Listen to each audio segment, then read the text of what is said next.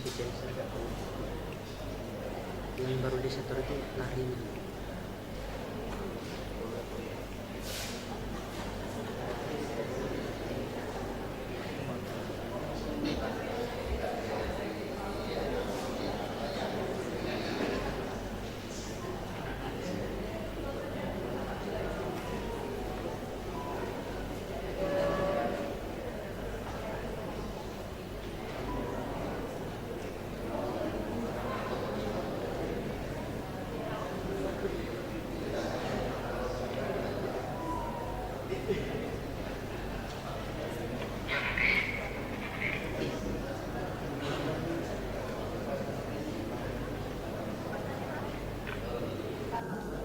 Peserta yang belakang nggak nampak.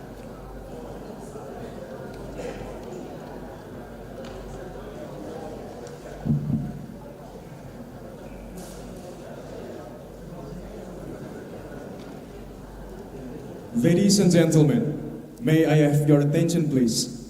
Our agenda is about to begin. Please have a nice seat and back to your position, and please switch off or make sure your mobile is in silent position while joining this event. Thank you. As additional information, this event can be followed live via the YouTube channel of Unitri TV. Thank you.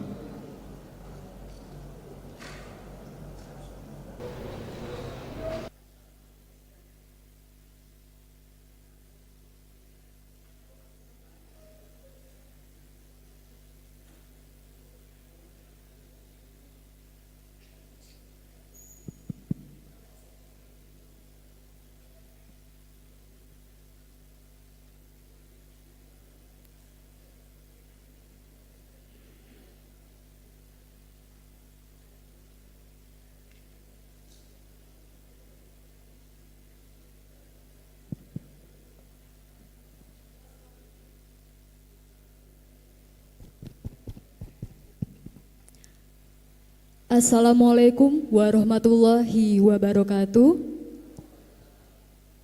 Good morning, ladies and gentlemen.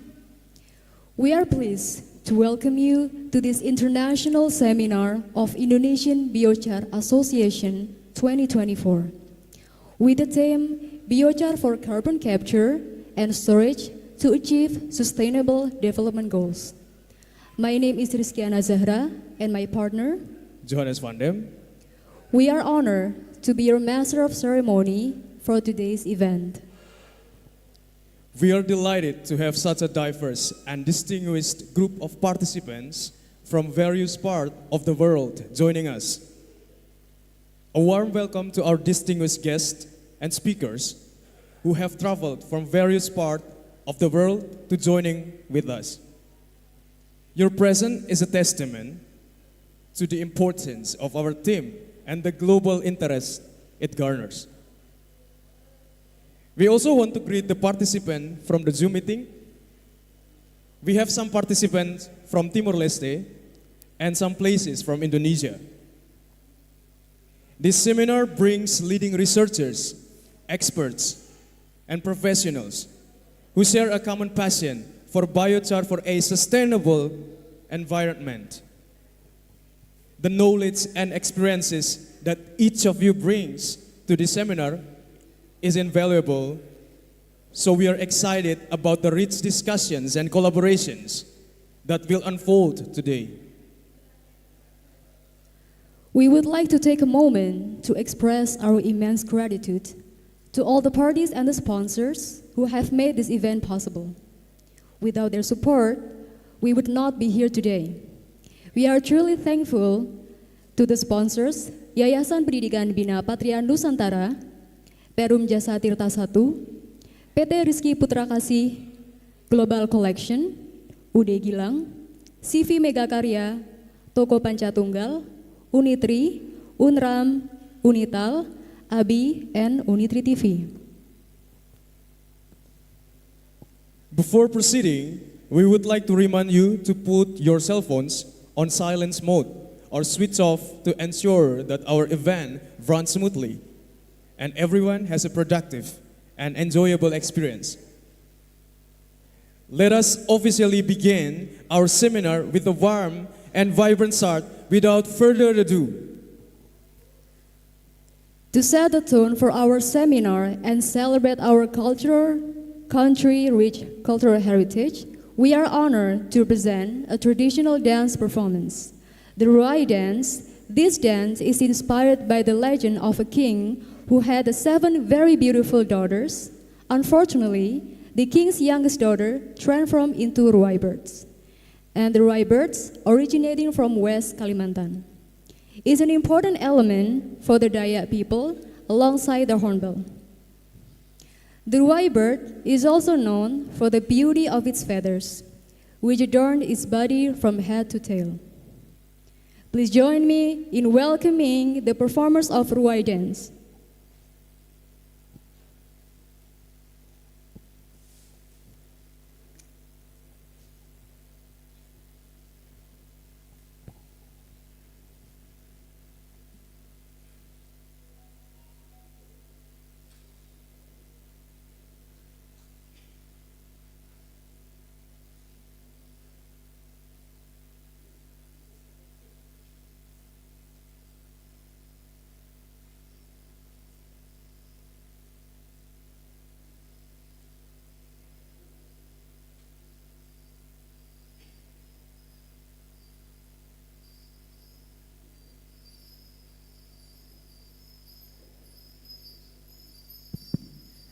let's give a round of applause to the traditional dancers.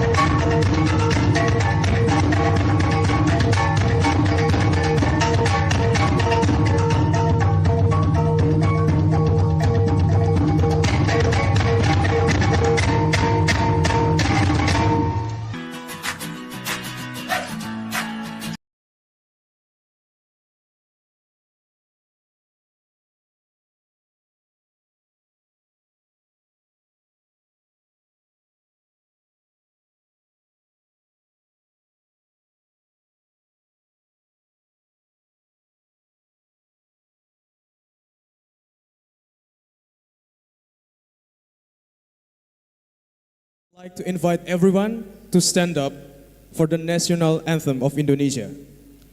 Ladies and gentlemen, please stand up.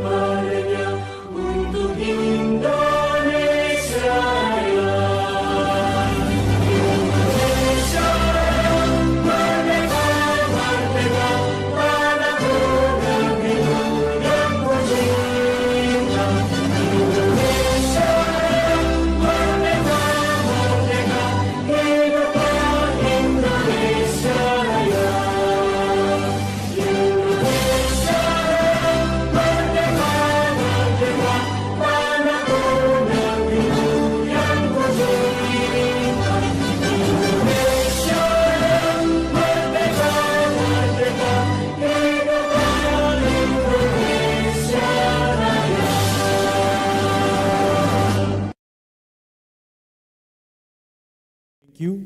Be seated.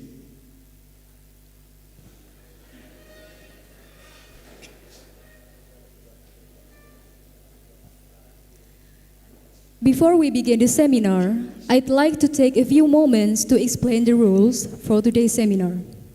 The first one, please make sure your cell phones are on silent mode or switch off, so we don't disturb the speakers and other attendees. The second one, we encourage you all to participate in the discussion and ask questions related to the seminar topic during the Q&A session. At the end of each session, please make sure you keep your question brief and to the point to allow for productive discussion. Third one, we request our attendees refrain from any side conversation during the seminar, as it can distract the other participant. And the last one, please make sure you stay for the duration of the seminar, as it will provide a holistic understanding of the topic. We hope you will adhere these rules and participate fully in the seminars. Thank you for your cooperation and enjoy the seminar. Our first session will be with Dr. Miranti Aryani and Associate Professor Rosalsin. For this session, Dr. Erwin Ismu Wisnubroto, SPM Phil, will moderate the session. Let me introduce the moderator today. Dr. Erwin Ismu Wisnubroto, SPM Phil, is a lecturer and researcher at Universitas Tribuana Tunggadewi. He received his bachelor's degrees from Universitas Brawijaya. His master's degrees was from Massey University, New Zealand, in soil science, and his doctoral degree was from Institut Pertanian Bogor in natural resources and environmental management. To Dr. Erwin Ismu Wisnubroto, please come to the stage.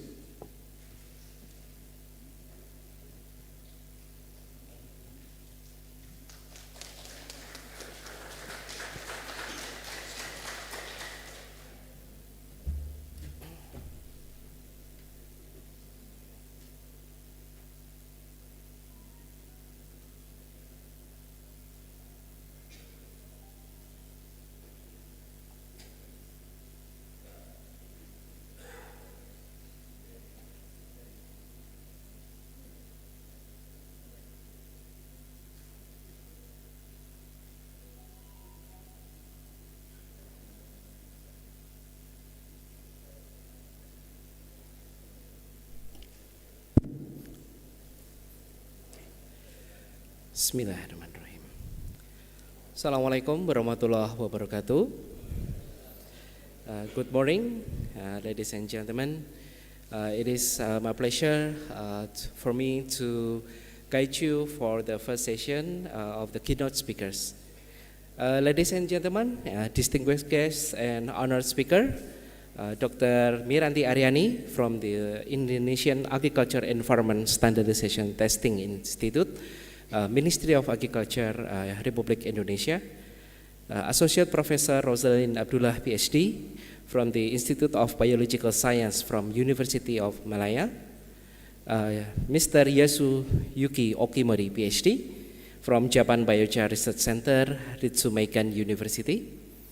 Insinyur Fauzan Komedi from Great Giant Foods Ltd. And also for esteemed participant. Good morning and welcome to this pivotal session of the International Seminar of the Indonesian Biochar Association with theme Biochar for Carbon Capture and Storage to Achieve Sustainable Development Goals. I am honored to serve you as a moderator today as we embark on a journey of knowledge, innovation, and collaboration. Today, we are privileged to begin our seminars with a keynote address that promised to set the stage for our discussion and exploration over the rest of the conference. Our keynote speaker is a renowned expert whose contribution to the field of biochar have been groundbreaking and inspirational. Before we introduce our esteemed keynote speakers, I would like to take a moment to acknowledge the importance of the seminars. Biochar is not just a subject of academic inquiry. It is a powerful tool that can transform agricultural practices, enhance soil health, mitigate climate change, and promote environmental sustainability. The insight and knowledge we share here today have the potential to make a significant impact on our world, especially in agriculture and environmental studies. Our keynote speaker today has dedicated their career and research to advancing our understanding of biochar and its application in agriculture and environmental related study. Their work has bridged the gap between research and practical implementation, offering valuable solutions to some of the most pressing challenges of our time. It is our great honor to have them here with us to share their expertise and vision. Without further ado, it is my pleasure to introduce our keynote speaker for the first session, Dr. Miranti Aryani from the Indonesian Agriculture Environmental Standardization Testing Institute, Ministry of Agriculture and Republik Indonesia, and also Associate Professor Rosalind Abdullah, PhD, from the Institute of Biological Science from University of Malaya. I would like to share a brief review on our keynote presenter's career. Dr. Miranti Aryani, she completed her PhD on environmental science from Gadjah Mada University, and she has a career involving the climate change working group, Minister of Agriculture from 2012 to 2018. She also facilitated or research person for the development of national and regional action plan on greenhouse gases emission for agriculture sector from 2013 until 2018. And lastly, she also the committee member of ISO TC 207 SC7 Working Group 7 for framework standard in developing ISO 14080 greenhouse gas management and related activities from 2015 until 2018. For our second keynote presenter, Associate Professor Dr. Rosalind Abdullah, PhD, is a lecturer at the Institute of Biological Science, University of Malaya, and previously had the honor to serve as the Director of Agro-Science Center, University of Malaya. She has over 10 years of experience in various national and international agricultural environmental-based projects, and showing the most excellent research result in the field of sustainable soil management. She focused on advocating biochar as a promising material for soil amendment and role of biochar in mitigation of climate change. And currently, she has patented the novel Biochar and Biochar Clean under University Malaya Center of Innovation and Enterprise. She currently serving as the president for Malaysian Soil Scientists Society, Executive Committee for Malaysian Professional Center, Committee member of Biochar Malaysia Association, Committee of Urban Neighborhood Farm Kuala Lumpur under the Kuala Lumpur City Hall, and member of Association of Pacific Rim University's Sustainable Waste Management. Ladies and gentlemen, please join me in welcoming our first speakers for the first session, Dr. Miranti Aryani and Associate Professor Roslyn Abdullah, PhD.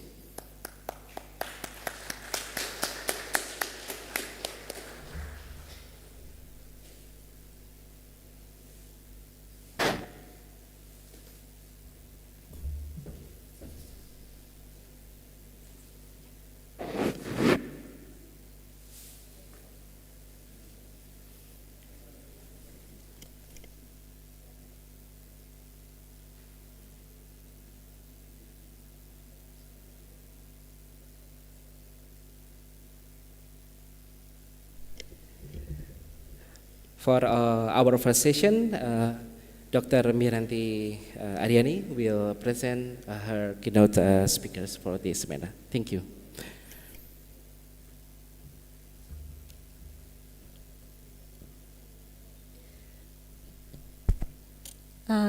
Assalamualaikum warahmatullahi wabarakatuh. Good morning to all the distinguished guests, to the Honorable the Director of University of Tribuana Tunggadewi, the fellow speakers, and also the committee and all of the participants. Welcome to the seminar. Before I begin to the presentation, I would like to convey a message from Professor Dedino Samsi. He sends his best regards and also apologize that he was not able to join the seminar today as he was on another assignment by the minister. Therefore, I'm here on behalf of Professor Dedi to present this paper that we have working on together. Please, the presentations.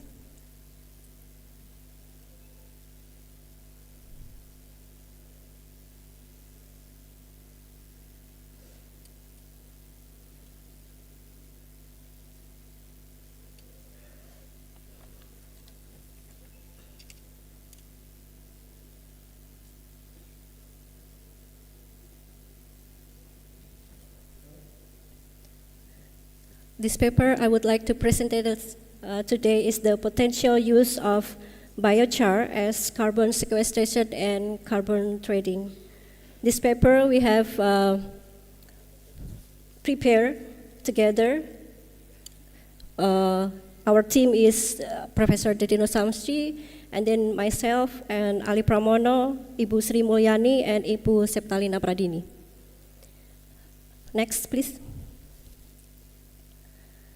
This presentation will be divided into 5 chapters. The first one is in the introductions, and then the second one talking about biochar. The third one about the role of biochar to enhance agricultural product. The fourth one, the role of biochar in the environment, and the last one is the role of biochar in carbon trade. Next, please. As we all know that the Earth's temperature has rising since the industrial revolutions. The average global temperature increased by at least 1.10 degrees Celsius. The majority of the warming has occurred since 1975 at a rate of roughly 0.15 to 0.2 degrees Celsius.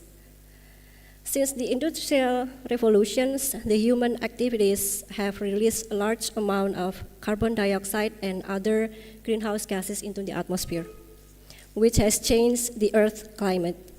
To cope with this changing climate, the countries has committed to lowering the Earth's temperature by the anthropogenic GHG emissions through adaptations, mitigations, and the synergy between adaptation and mitigations.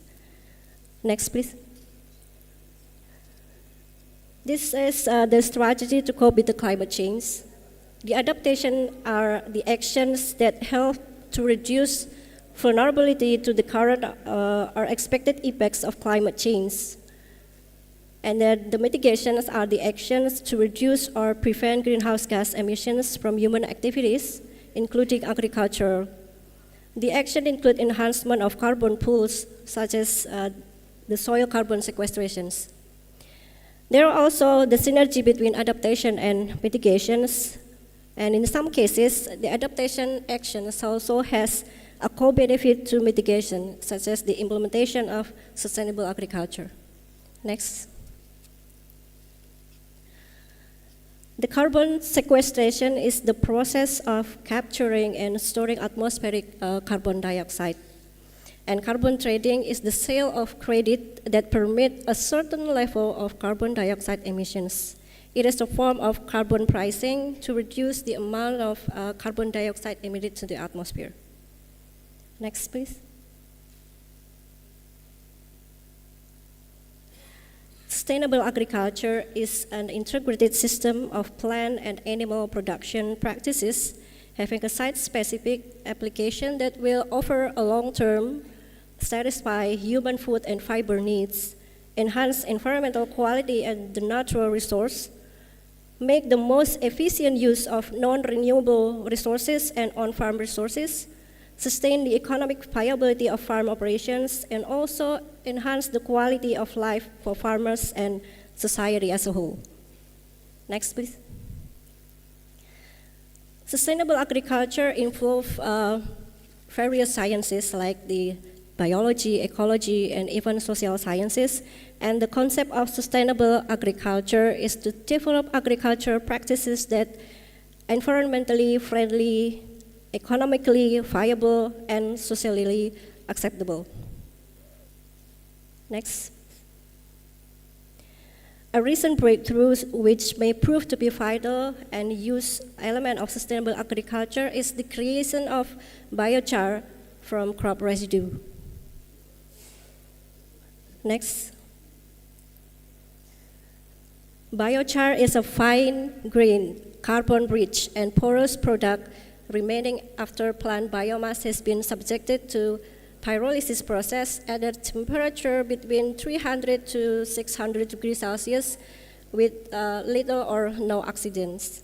It has a high percentage of carbon, a chemical structure that is stable and resistant to decay, have a high porosity and a large specific surface area. It is also called the black gold of agriculture. Can enhance plant growth, absorbs more carbon dioxide from the atmosphere, generated from biological materials such as wood, crop residue, and also poultry litter, and etc. Next, please. It can be classified into several by its raw materials. There are wood, bamboo, plant shells, and etc. By the production method, there is white charcoal, black charcoal, rice hard charcoal, and also the burn and off charcoal.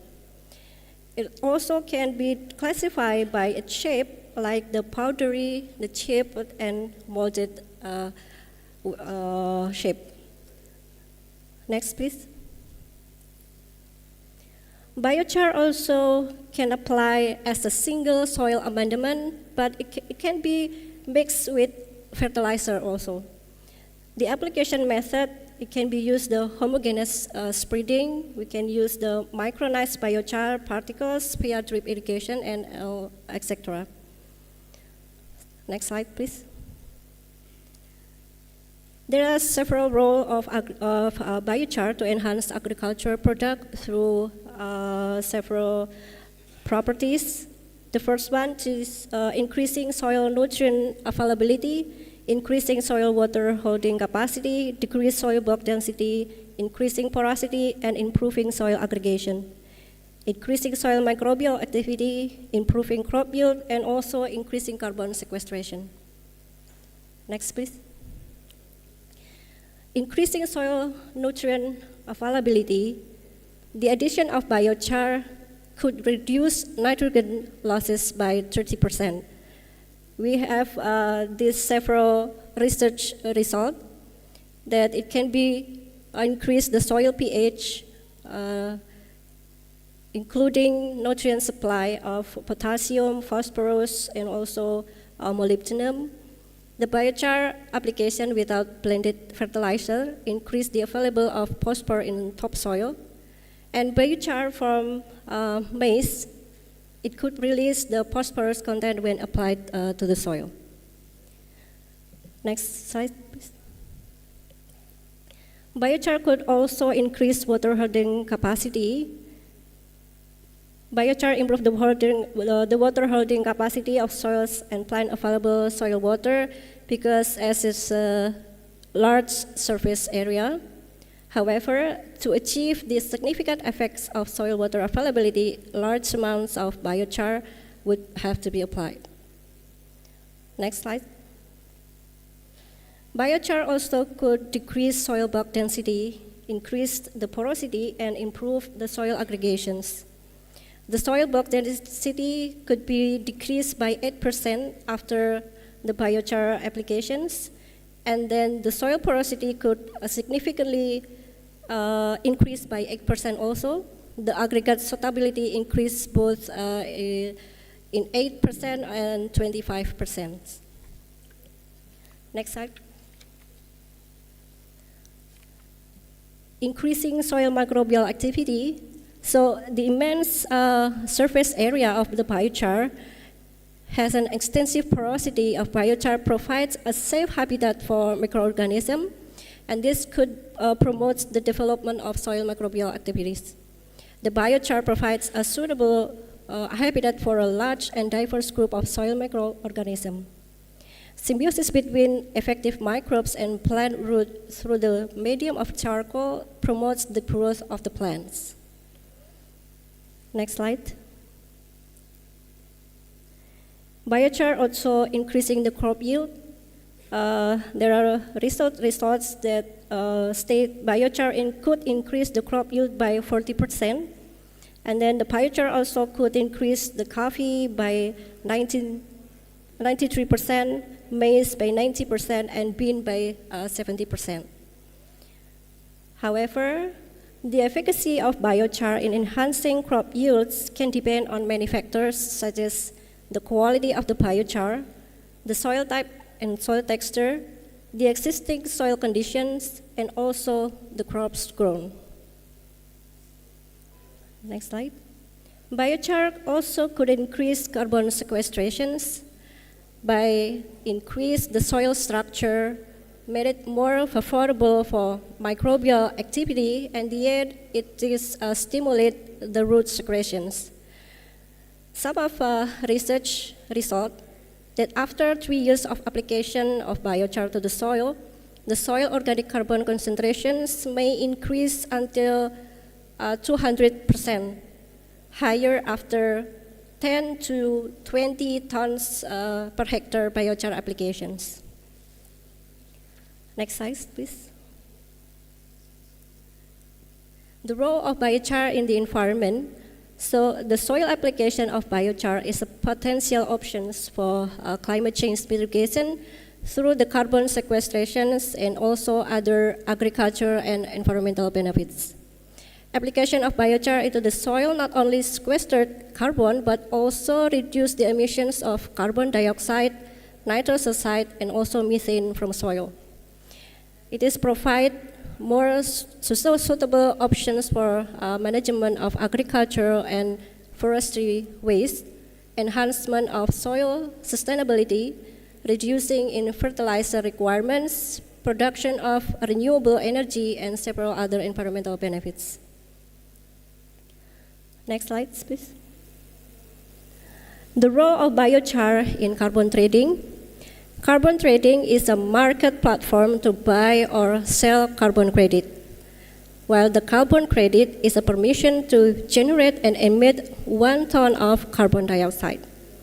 Biochar has gained recognition as one of the potential carbon offset solutions from the agriculture, even by the IPCC, or the Intergovernmental Panel on Climate Change, in their 6th assessment report, has identified biochar as one of the carbon dioxide removals method to be applied in agriculture for storing carbon into the soil.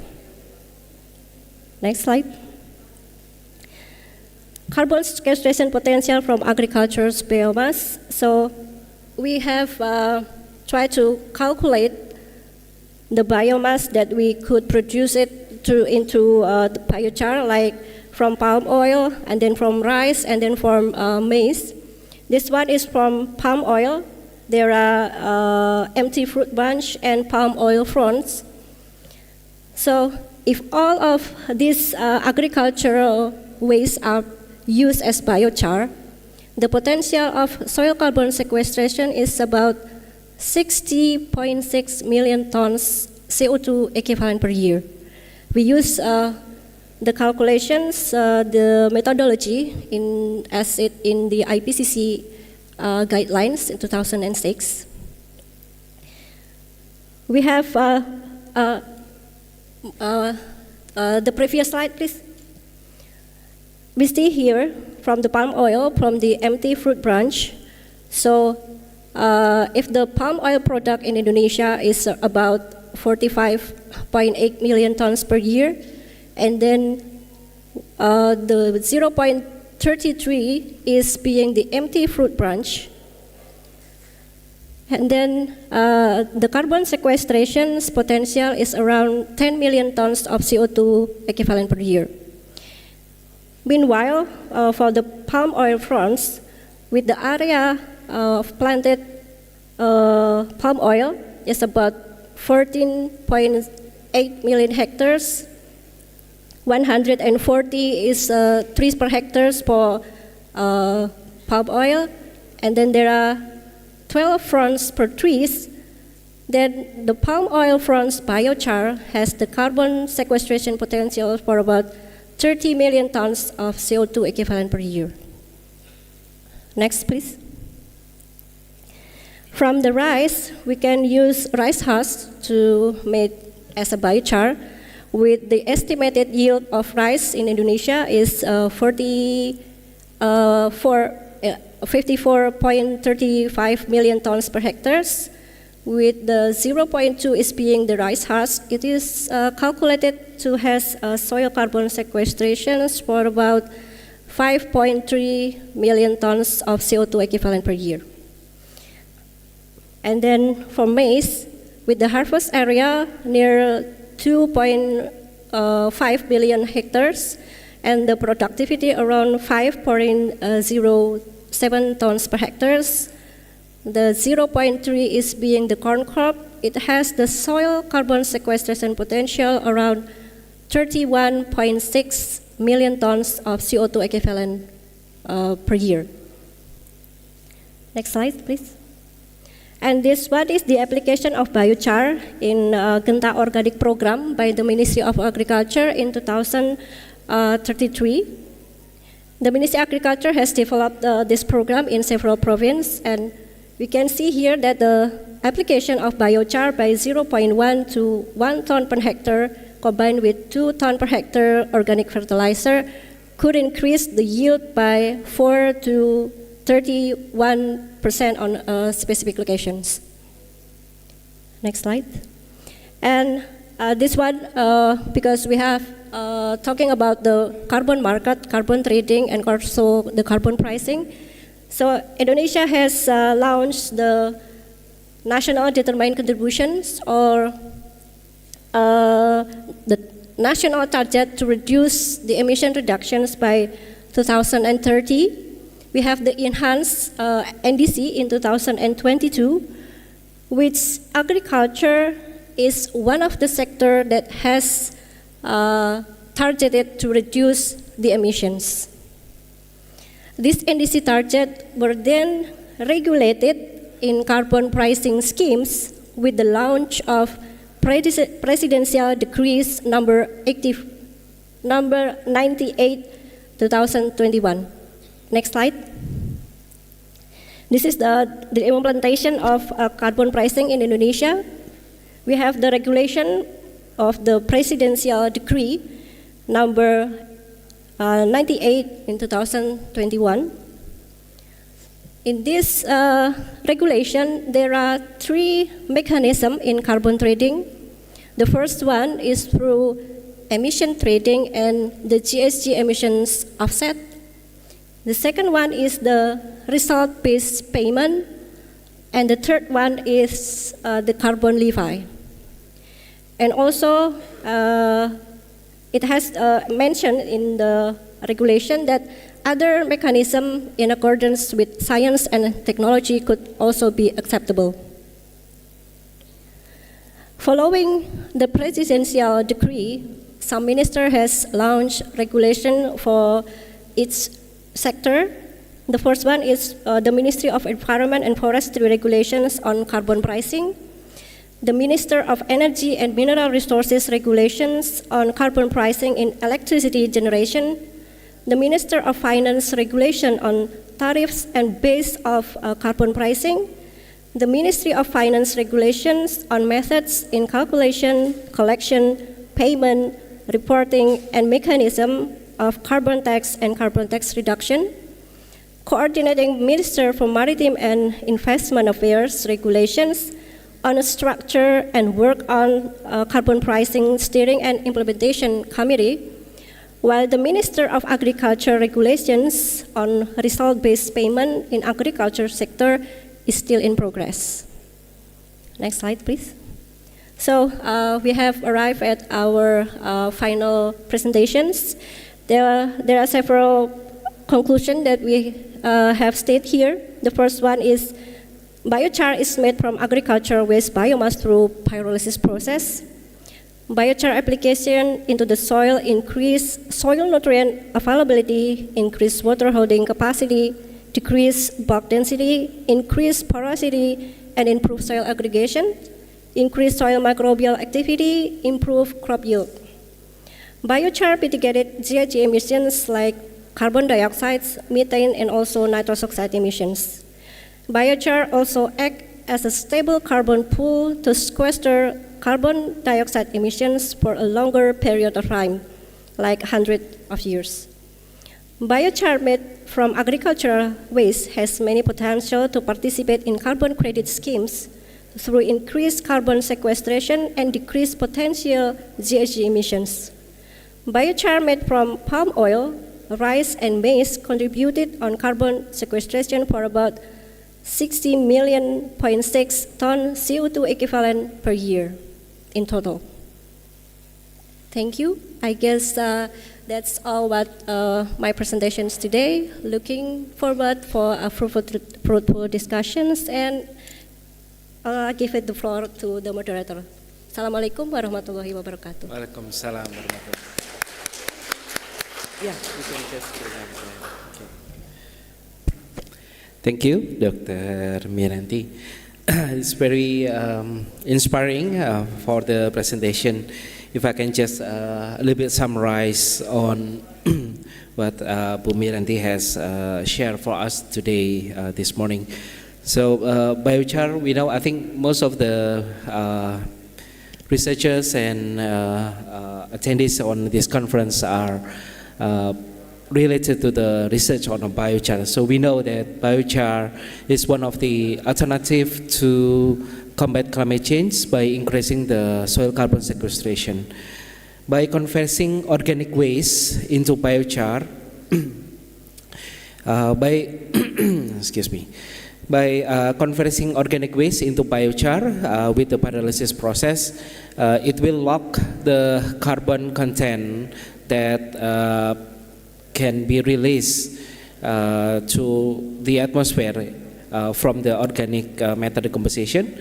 But if we change the organic waste or organic matter into biochar, we lock the carbon into aromatic. We change the carbon from easily decomposed carbon from the organic waste into the resistant and more resilient carbon in the biochar. And in the long term, we hope that if we apply the biochar into soils, it will increase the soil carbon content and then reduce the carbon emission from agricultural practices. And this is what has Bu Miranti shown in her presentation, that in 2023, just recently, the Ministry of Agriculture has launched the Kenta Organic Program that changed or converting organic material into biochar to increase the yield of agricultural product, especially palm oil, rice and maize. But also we can see that the soil carbon storage also increase with the application of biochar. So I think this is a very good potential way to show that application of biochar not only improving plant yield and improving soil health, but also improving the soil carbon sequestration to mitigate the climate change.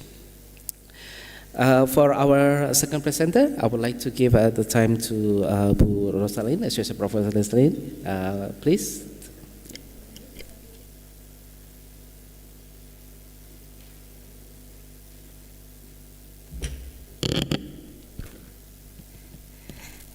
Assalamualaikum and very good morning to all participants of the International Seminar Biochar today. Before I start my presentation, I would like to thanks to the organizer for inviting me here. I'm glad to be here, and thanks to the Prof. Widawati, and we have President Biochar Indonesia Association here, Prof. Bambang. Thank you very much, and Prof. Wani, and also the community, also the participant. Okay. My name is Ros Azrin from University Malaya, that just now introduced by our moderator. Thank you to our moderator. Okay, this is my title for the presentation today. I hope that can cover some information. Actually, from our first keynote already cover all the information. So maybe from my presentation, we can think together how to overcome and how to fill up the gap of the biochar things.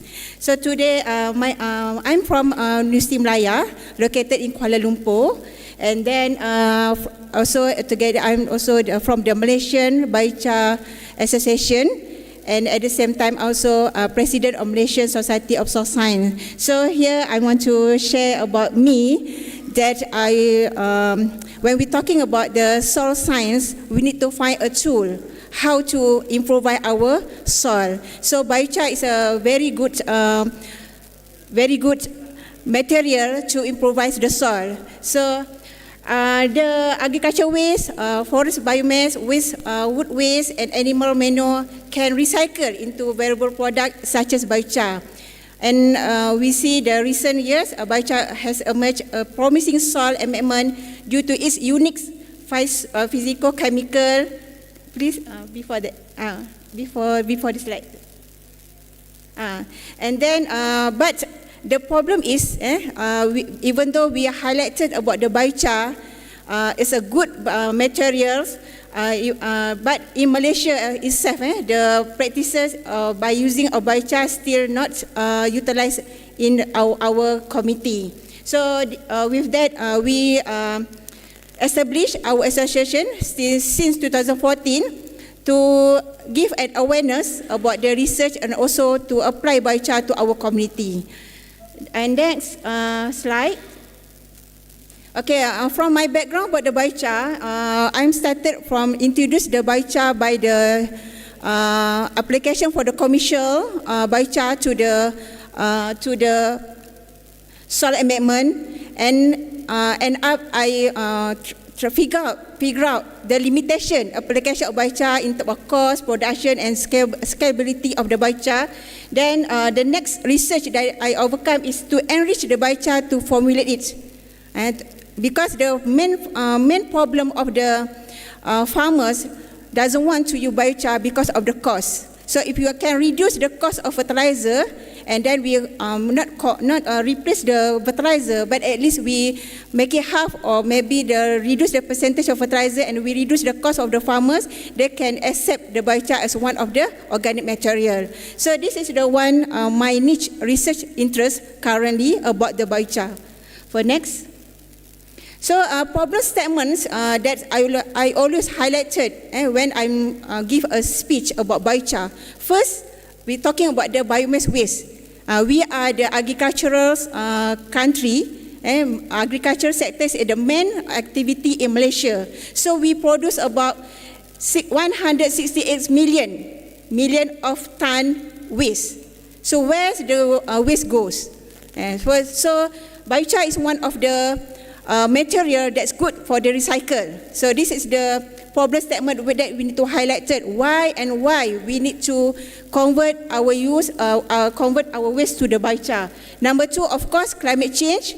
As we aware that 1/3 of the GHG gases in the atmosphere came from agriculture, and then top 3 of the agriculture activity that contribute the GHG is from the manure and fertilizer. So how to overcome the problem of manure that release the gases to the atmosphere? By biochar. And how to reduce the number of the methane gas to the from the decomposition of the biomass to agriculture? Biochar. So the next is problem infertile soil. I'm not sure about Indonesia, but in Malaysia, our soil in Malaysia 72% is infertile soil.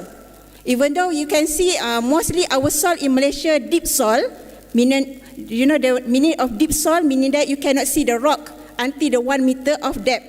So that's a very good soil.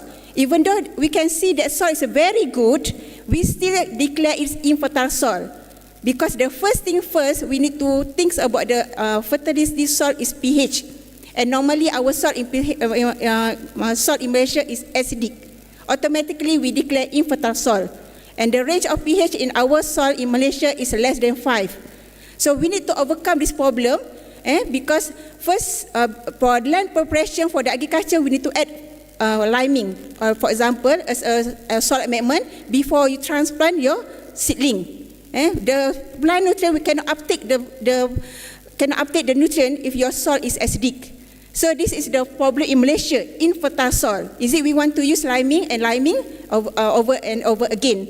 So number 4 is that I want to highlight to the community, to my student, about the soil degradation in the world. So this statement from the United Nations that mentioned 1/3 of our soil in the world is degraded. 1/3 because of the agricultural activity. I hope you take note. This information is good for you to transfer the information to the community, and why you want to ask them why we need to use biochar. Other than the climate change flexibility is the impact, but we need to know the instant reason why we want to convert this biomass to the biochar. So 1/3 because of the fertilization, pesticide and so on, due to the intensive farming, that become our soil degradation, 1/3, that degradation. Okay, next. So this one, just want to share about the soil in Malaysia. Of course, you in Indonesia also you have that your soils, and then in Malaysia, just now I mentioned normally infertile soil because we are under order of the oxysol, utisol, and also intisol espodosol. We have 12 orders. So in Malaysia, we doesn't have the volcanic or soil order soil because we don't have a volcanic soil. So this is the main soil order in Malaysia that we can see totally infertile soil. So we need to do something in our soil. And then, we have published one book that contribute all the soil series in Malaysia. If you want to collaborate with our soil scientist in Malaysia, you can refer this book. That more than 400 soil series in Malaysia that you can correlate with your soil in Indonesia. Okay, next. So biochar is promising opportunity. Okay, significance of potential of biochar. So I divided to the 3 points. why we need to biochar potential. Number one is global agriculture waste utilization, just now I mentioned. Then when we use biochar, they can carbon dioxide sequestration of around 0.55 petagrams million ton for the carbon dioxide. This is the figure. This is the proof. This is scientific figure. Because the community want answer. Is it true or not? Not just only high and low. So this is the figure by our scientists. Number two, the efficiency is mitigating greenhouse gases. That proven that biochar can capture and can lock the carbon dioxide. And number three, carbon storage potential. So later we will discuss why biochar can become a carbon storage potential. Next. So anyone know about the history of biochar? Do you heard about the terra preta? You can raise your hand about terra preta and biochar. Okay, this is the history of biochar. History of biochar, where the word of biochar came from. So actually biochar came from when one of scientists overcome one area in the Brazil that the soil is similar with Malaysia because the area looks like Malaysia and the soil is oxysoil soil, and the one area beside side and by side they can see one is reddish oxysoil soil and another side is blackish. So the scientists from 2006 overcome and try to figure out why that soil until 1 meter can become blackish. So they found out that about 2,000 years ago, our people already make it a biochar from burn, not slash and burn, but slash and char. Slash and char meaning that you burn your biomass and you cover it by the soil. And later on, after 200, 500 years, you can see the infertile soil until 1 meter blackish. It's quite difficult to make it to convert our soil, 0% of carbon to turn almost 70% carbon. Where we want to get the carbon? This is the process from that our researcher overcome the word of biochar. Then from the word slash and char, they become biochar because of the definition we cover it in the soil and by the limited of oxygen. So later on the definition of this biochar is by limitation of the burning. So biochar, a carbon rich product derived from the pyrolysis of organic material, offer a promising approach to carbon capture and storage. So maybe you can Google about CCS. You need to understand what is CCS. Then you can chip in the word biochar to reach the word of CSS. So this is an example of biochar. So this one, when we're talking about just now our keynote speaker already explained about the huge numbers of the research already done by our researchers. This one publication last year, 2023, that overcome publication related to biochar 500.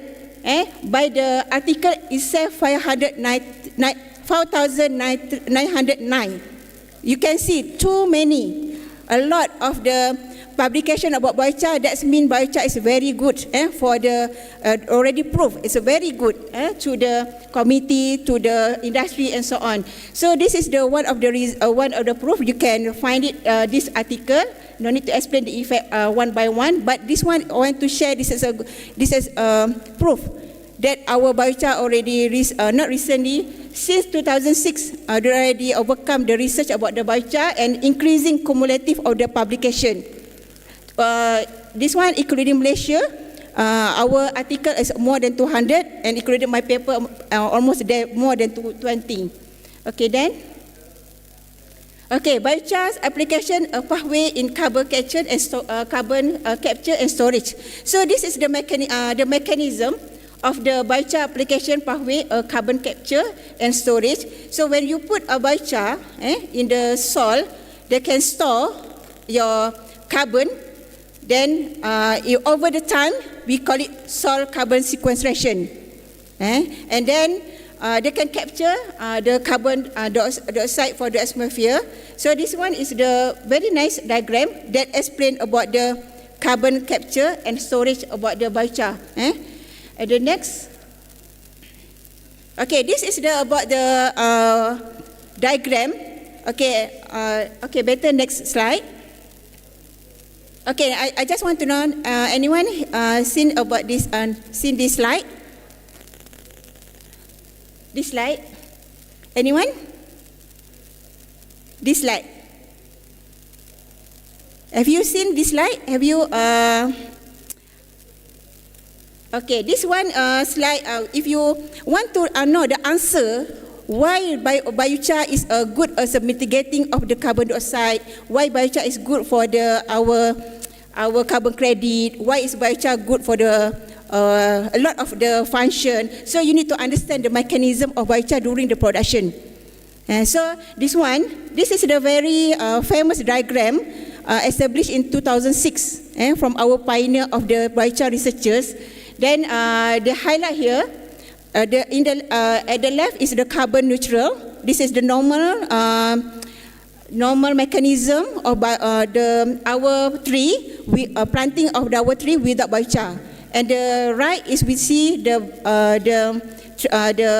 diagram when we apply biochar. So when we apply biochar, this is a carbon neutral. Carbon neutral, when you if you have the initiative for the tree planting, so this one is the process of the carbon dioxide captured by tree and then returned back to the atmosphere. This is the carbon natural process. But when we turn or we convert biochar to the biomass to the biochar, and you use biochar as carbon stock as a carbon sequestration, you can see the effect of carbon released to the atmosphere less than 20%. Because after the tree, we cutting the tree and then become the biomass, then we transfer to the biochar.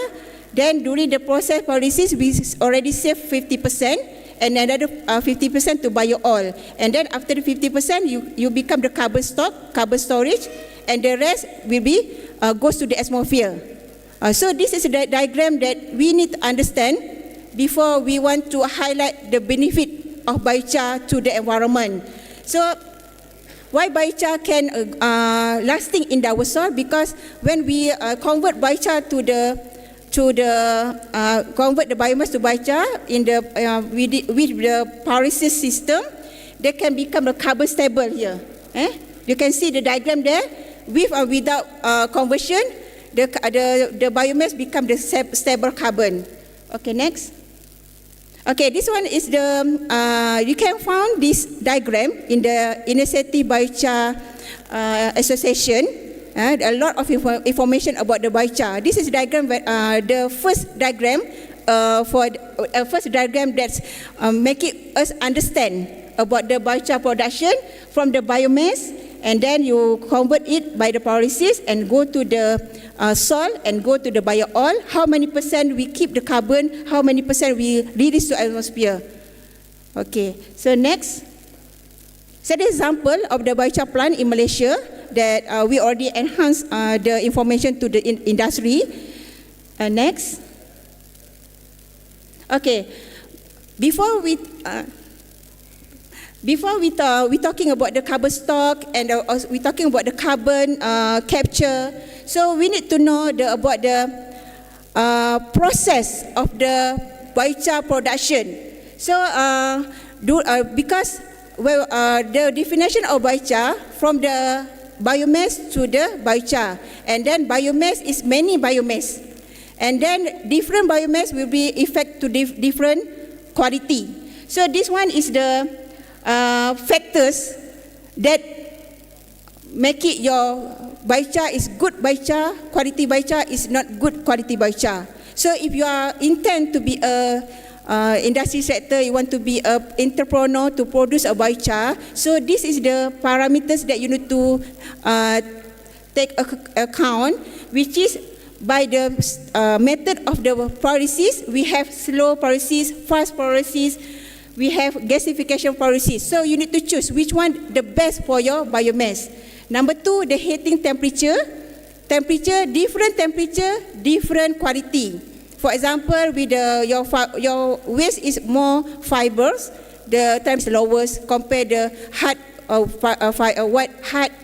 waste. For example, wood. So you need to have more temperature. Sometimes or reach X hundred of temperature. And then number 3, heating rates, and number 4 is residence time. So you need to optimize all the parameter during the production. So because we want to know just now from the first presentation, we can see the effect of biochar to the soil, effect to the water, effect to the carbon, to the CEC. But if you not optimize the waste, your biochar is very good, so you cannot get the good output. So next. Okay, this one is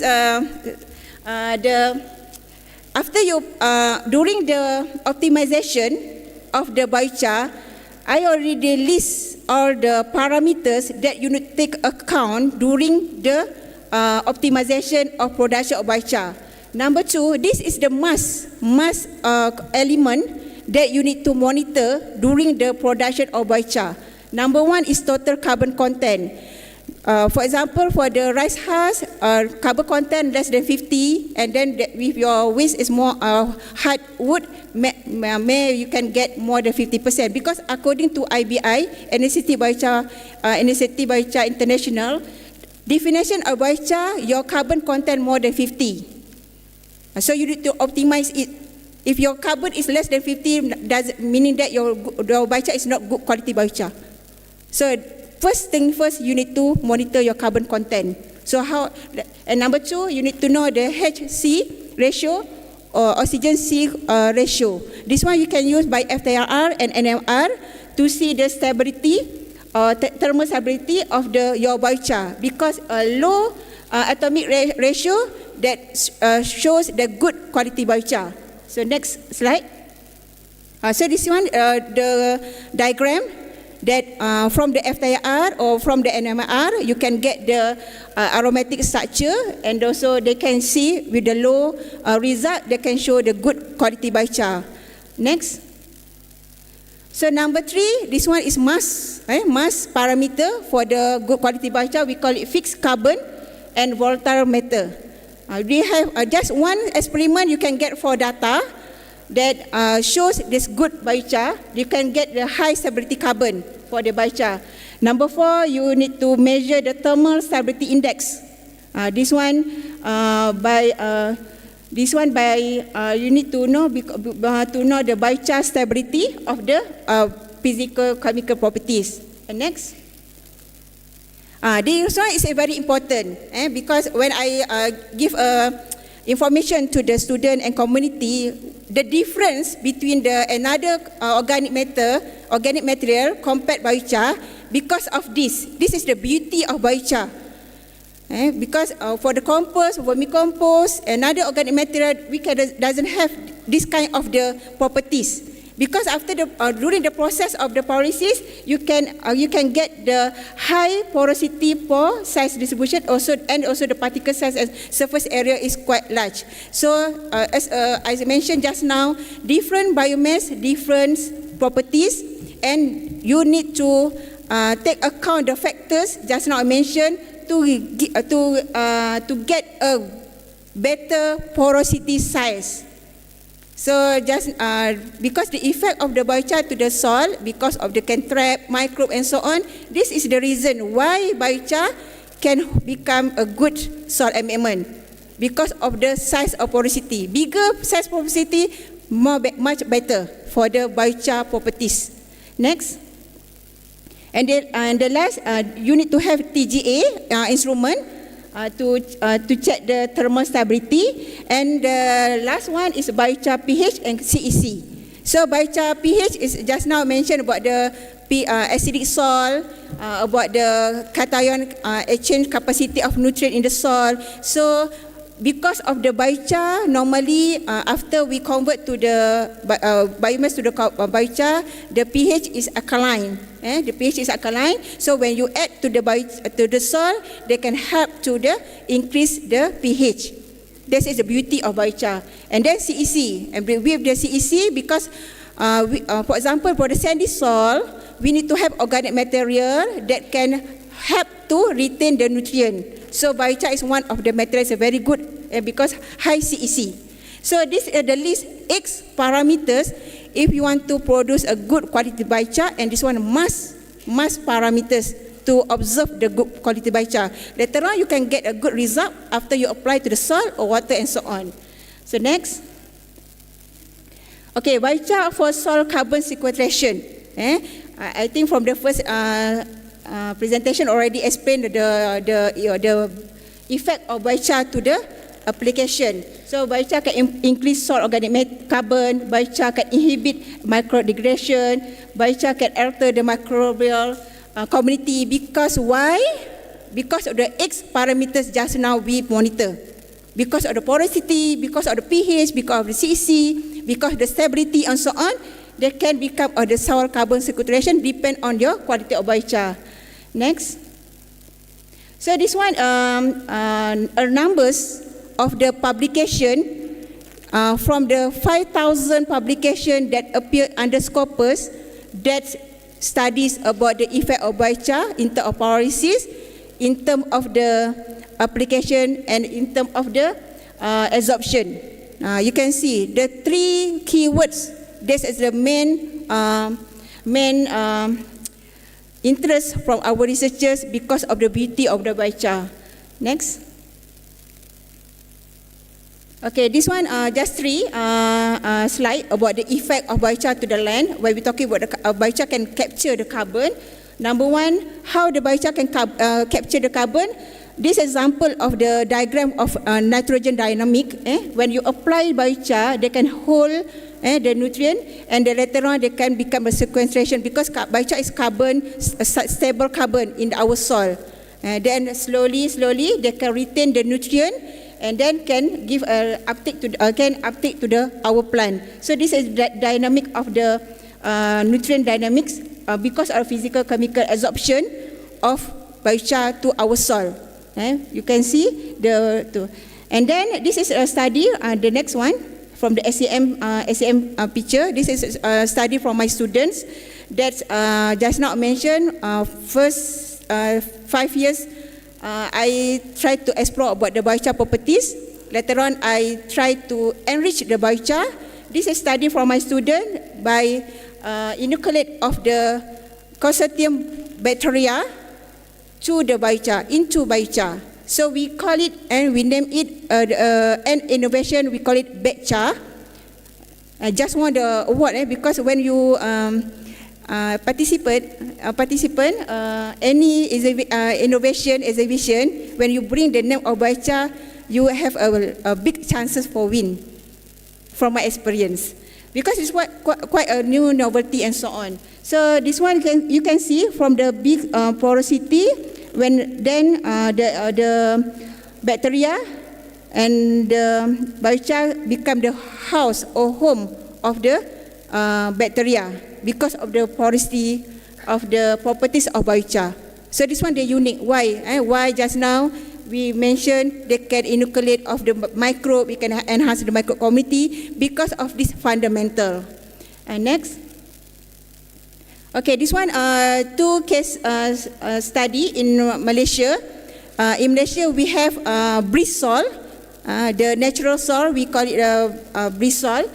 Then we apply biochar to the soil because this soil is until 1 meter depth is sandy.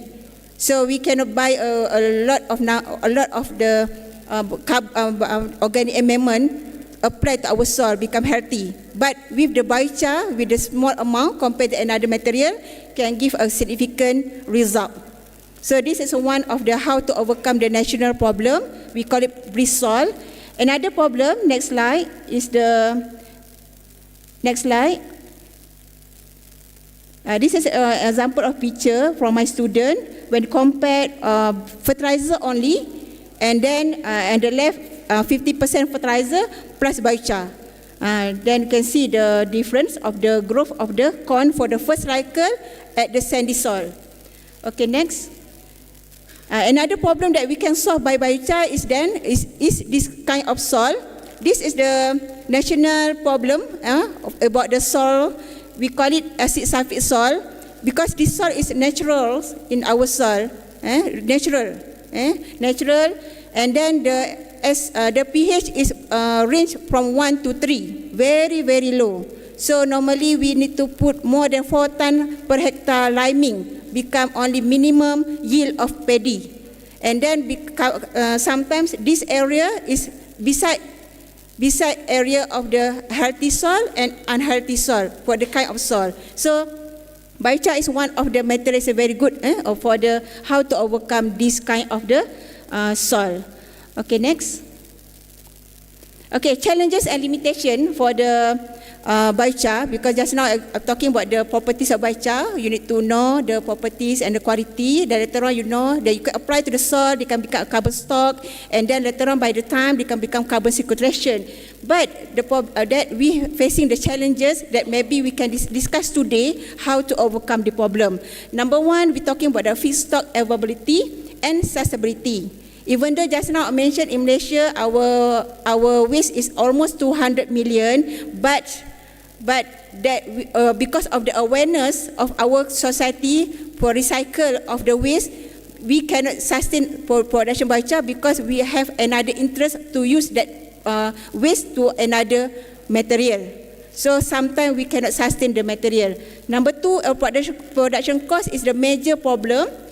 Prices and scalability. In Malaysia, just now we only have less than 10 big company that produce biochar. Because of the problem, demand from the farmers is not good. So the demand is no, and then the production is quite less a number. Number three, carbon stability and persistence. We're talking just now, different biomass, different production, different quality. So how you want to maintain your production? So number four is soil environmental interaction. So for example, when I give a talk to the farmers, they keep asking me how much rate of biochar that we need to apply. Rate of biochar we need to apply. So later on I will answer, depend on your material. Depend on your material. So actually this is not very convincing answer. So we need to that's why, because soil and environmental interaction is the major challenges, because different type of soil, different material, you can get a different impact of the soil. That's why we need to have a guideline of the good quality biochar. Then you can give the committee the right answer. The certain quality you can get this certain amount of the effect, and then this certain type of soil. This is the output of your yield. Because I always receive this kind of question: how much rate you need to apply to your soil?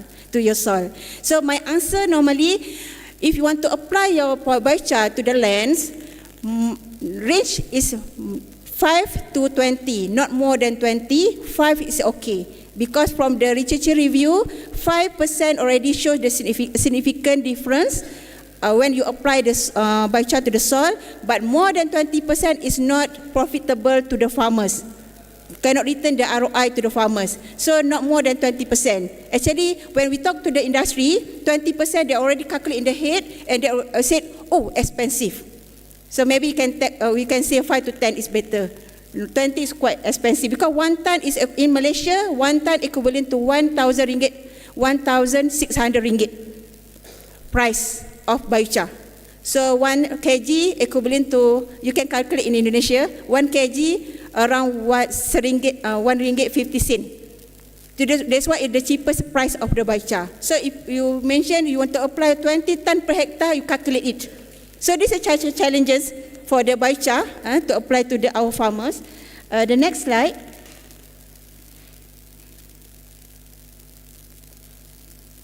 Okay, the regulatory frameworks and policy support. Okay, we need to see the win-win situation. We are the researchers. We always keep saying biochar is good, but the acceptance and demand for the farmers still less. So how we want to overcome the problem? We need to have some support from the government, and some support for the government that you need to have the clear guidelines, standard and incentive are crucial in promoting sustainable biochar. So this one, the industry and government need to come in and help us as a lecturer, because we already published about 5,000 publication, and later on all in our room, the publication. So we need to apply this one. So number 2, developing robust policies can help addressing existing barrier and create an enabling environment for the effective application of biochar. So we need to have policy. And number 3, promoting research and development about the biochar. And number 4, implementing carbon pricing. So the latest news, we're talking about the carbon credit, carbon voluntary credit that can become the financial incentive to our industry. Okay, next, the last slide, I think. Okay, this one I would like to share for the initiative from the Malaysia. Just recently, the word biochar appear in our national biomass action plan. So when I try Ctrl F word biochar in this document, we have 23 words. So meaning that biochar is one of the gain recognition from our government that moving forward to use that one to overcome the problem of national biomass. So thanks to our scientists to support the information to our government. So the key factors need to be addressed and considered in this document. Number 1 is technology availability. So just now we have a lot of technology to produce biochar. And number 2, we need to highlight about the demand. So just now in Malaysia we have problem. Company doesn't know where they want to sell the biochar. Number 3, feedstock supply. Number 4, business model scalability. And number 5, government facilitation. So this one is 5 key factors about the biochar that we need to take account when we want to highlight about biochar utilization for our field and agriculture. So next. So this is the message for the us. We don't inherit the earth from our ancestors. We borrow it from our children. So we need to return back to our children. We not disturb it. We do not degrade it. That we need to return it as we receive that our soil and our whatever our natural resources. But if you have time, please improvise the natural resources to give back to our children. Okay, next. Thank you for listening for my speak. Thank you.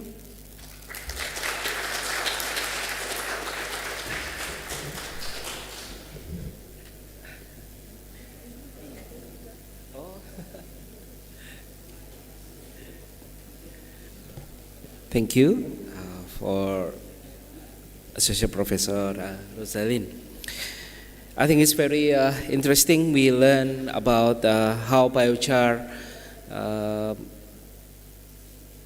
growth in terms of research and also policy, both in Indonesia and Malaysia.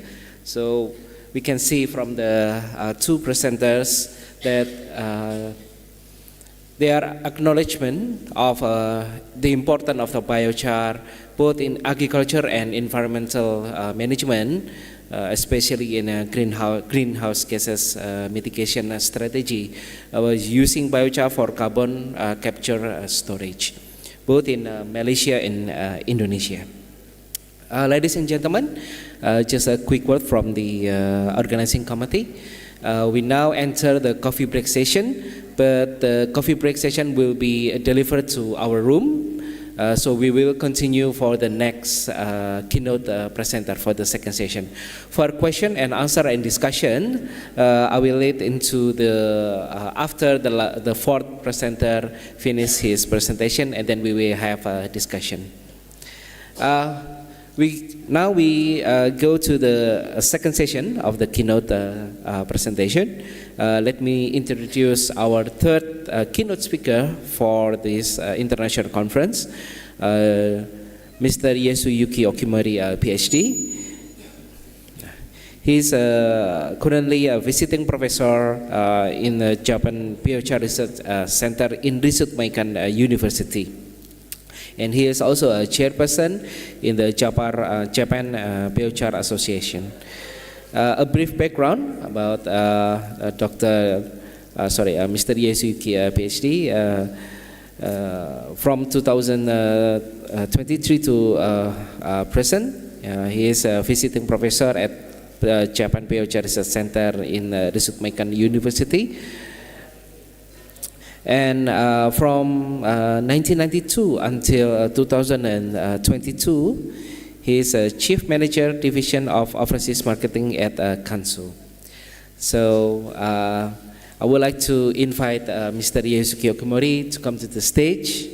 Please give a round of applause to our keynote speaker.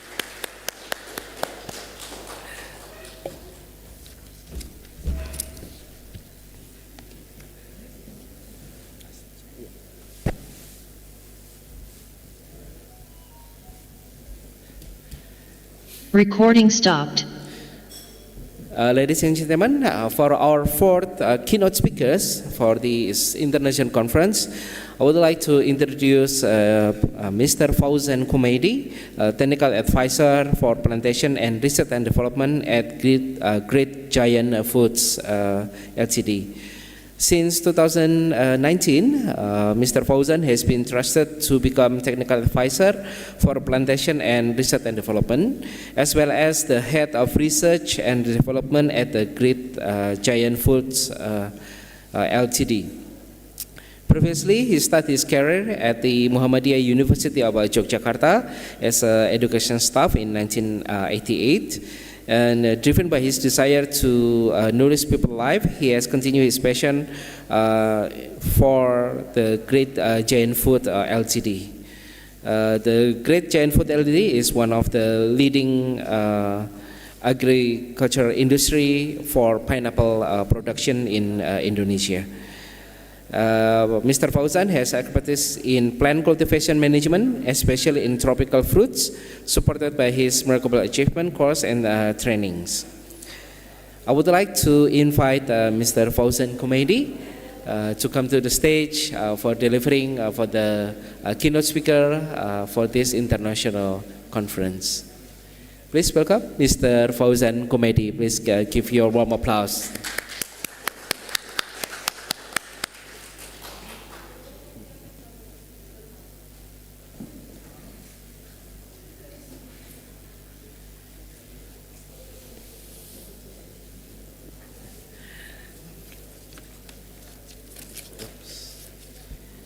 Ladies and gentlemen, let's start our second session for the keynote speaker presentation for the international conference. Mr. Yasuki Okumori, please start. Yeah. Yeah. Excuse me.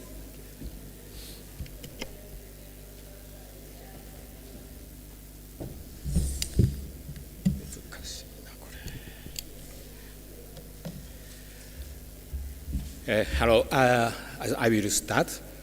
I'm Okimori from Japan, and I'm very pleased to meet all of you attending this seminar, international seminar. I had begun the biochar promotion 20 years before together with my good friends. Back then, at the time, only a few people were interested in biochar, but I am now delighted to see that the interest is now increasing, like in recent years, in like this seminar, attending all of you. My presentation today is biochar to support ESG. ESG stands for the environment, social, and governance. Governance means especially for the company. So I hope that my presentation will become some help for your activities. Next slide, please. I want to talk 5 sections today. First, what is ESG? And the next, how biochar relates to the environmental issues, social issues, and governance issues. It means within the ESG, for ESG purposes. Finally, I want to talk how we can promote ESG by using biochar, it's not simple, a little bit complicated. Next slide, please.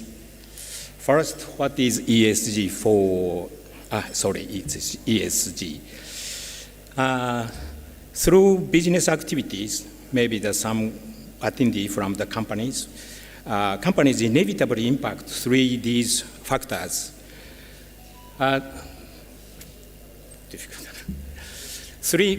These three perspectives mean the environment, social, and the governance. This management by the companies is very important to achieve sustainable growth. Now, sustainable growth is one central scheme for the corporation. Then, explained about the environmental factors, focus on the, environmental factors is this case, the display is a little bit not smooth. A moment, please. Operator, Mr. Operator, no problem. Sangkut bisa lancar.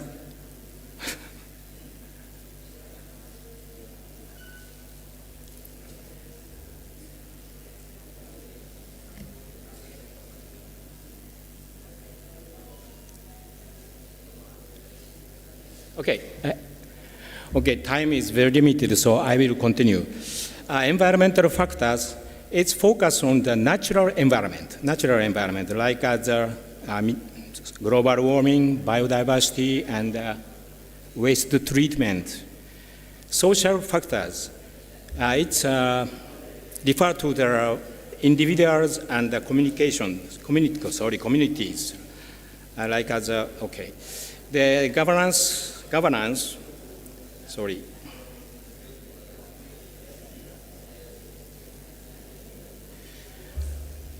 regarding the governance, to approach the above two issues involving environment and social issues, companies, corporations themselves must develop the operation and the management within the organization, like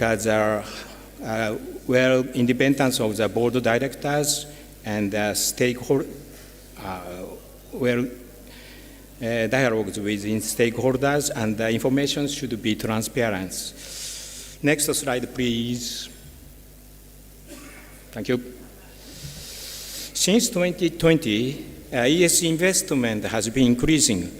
By embracing ESG, companies will be available to gain at least the following three benefits.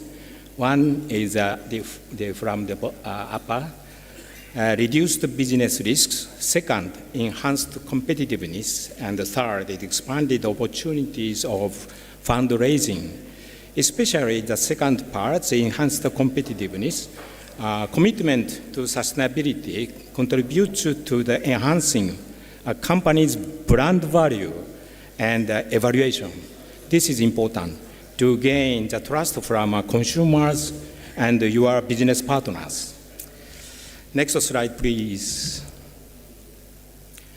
Relationships.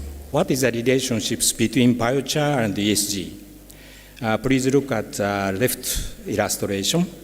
How the business and the use of biochar can contribute to the realization of ESG.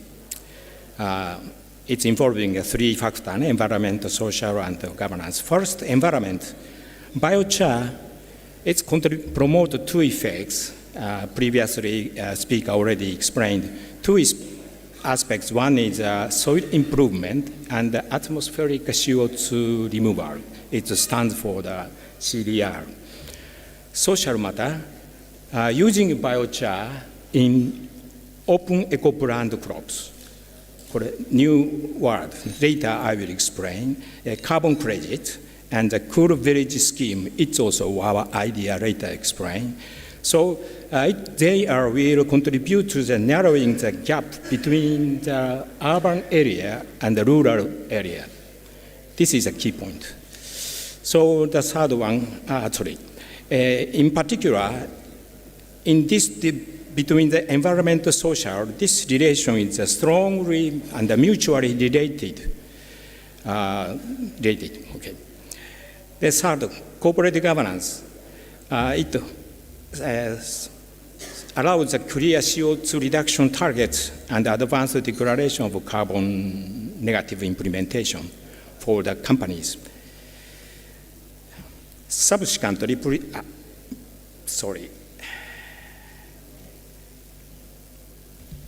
please look at the right illustration. Subsequently, how we can build and promote ESG activities using biochar. 2 points. First, we should create a platform where industry, government, academia, and the public can collaborate. Second, we should establish biochar standards. Two approaches very important, I think. Next slide, please. How does biochar contribute to environment?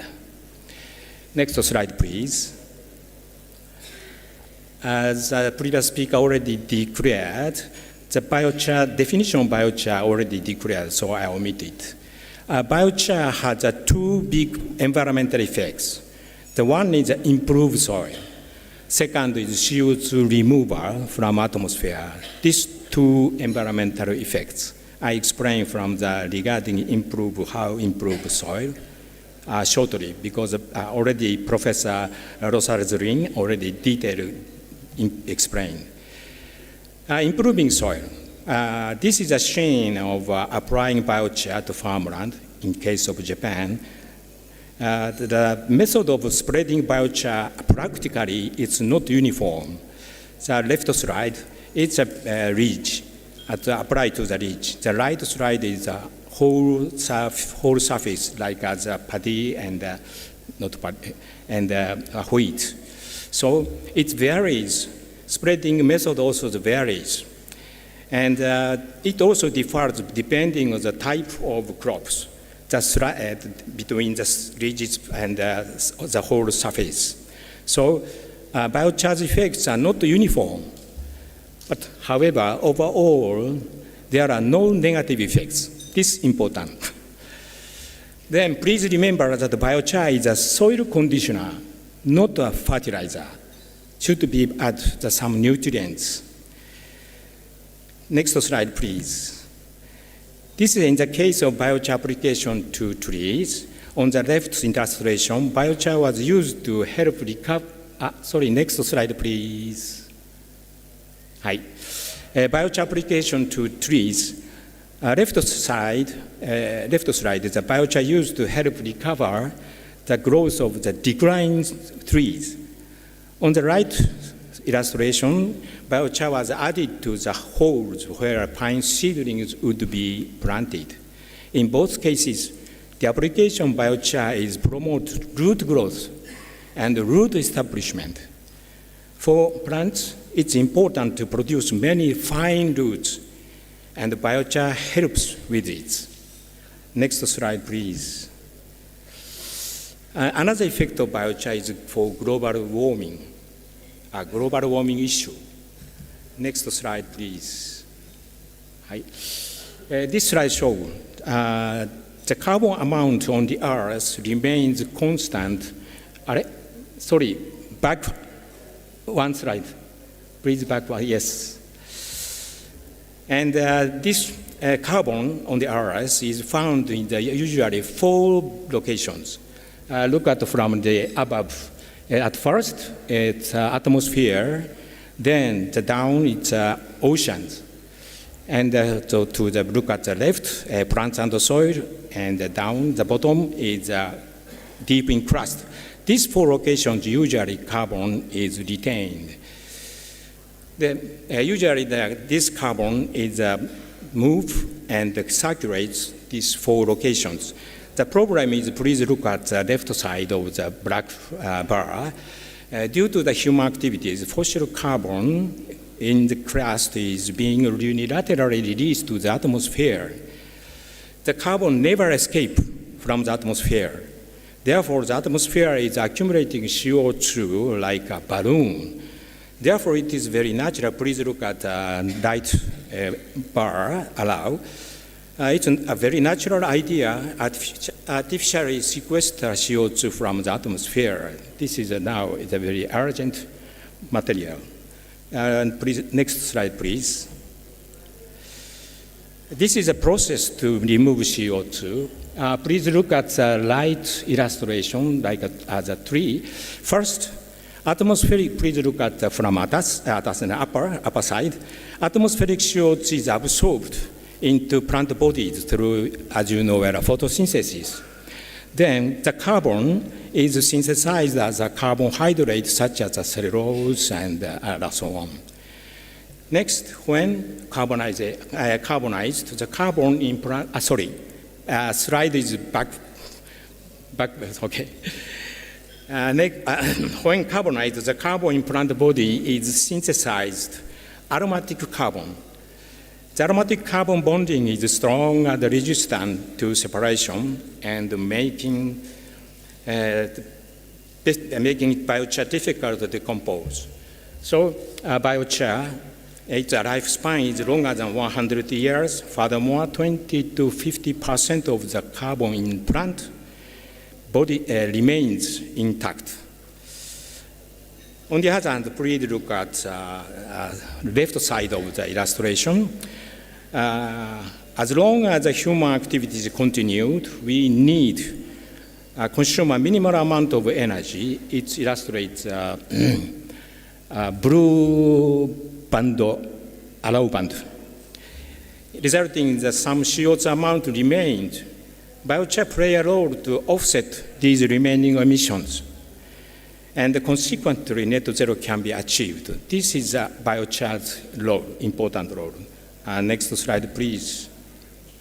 The third section, biochar is a very excellent environmental agent, as you know, but unless we create a socio-economic system that provides benefits to buyers, sellers, and producers, and also the consumers, the adoption and expansion of biochar will not progress at all.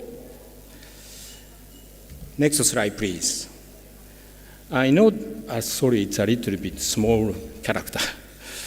In order to realize it, one of our ideas is to focus on rural development. The right figure. So, because there is a significant social and economic disparity between urban area and the rural area, especially in Japan. Biochar carbon credit, please look at the center of the slide illustration. Biochar carbon credits and eco-friendly farming credits will become an effective agent to connect urban capital with the rural production. So this circulation means from the urban area and to the rural area, makes good incentives for all players and link them. And finally, we expect mitigating climate change and rural development to this aspect should go together, not separately, should go together. Next slide, please. First, how we can make use of biochar to social implementation. Next slide, please. This illustration shows the change of char use in Japan. Please see the left illustration. It depicts the trend in consumption and import volumes of wood char in Japan. The upper line, so black circular. This line shows the consumption. The bottom line, the white circular, is the imports. The difference between them indicates the domestic production of char in Japan. In the 1960s, the left side, 1960s, domestic char production was high, primarily used for the fuel.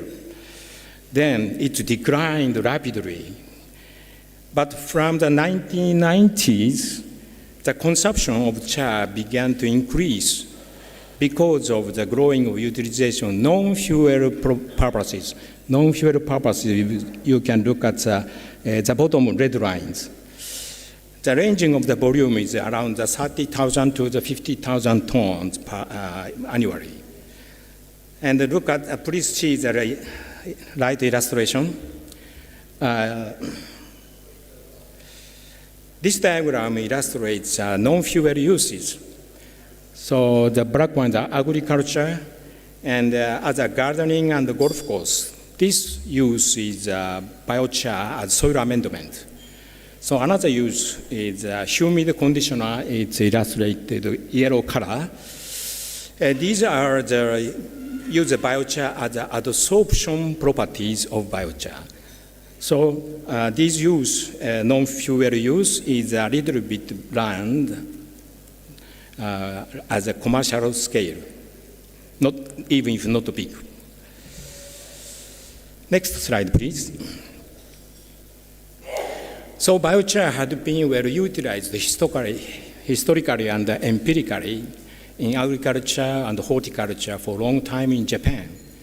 And recently, as previous speaker already explained, the research and the social implementation to biochar are rapidly encouraged internationally. But problem, biochar is used positively and less used positively for eco-friendly material in Japan, and also biochar is not commercially and fully developed. The most important challenge is how do we disseminate a carbon storage of biochar in our society, not only the natural, only science. We are now challenging a new course toward social implementation, still challenging. Next slide, please. This is one of our challenges idea is eco-branding commercial crops, with generating additional income for farmers. We gave a brand name called Cool Veg, C-O-L Veg. Cool means cooling the earth, and veg means a vegetable. Farmers who bury, embed biochar over 1 tons per hectare can obtain this seal. So it means a cool veg represents a vegetable grown at the farmland of the carbon storage. And also, please look at the bottom of the seal.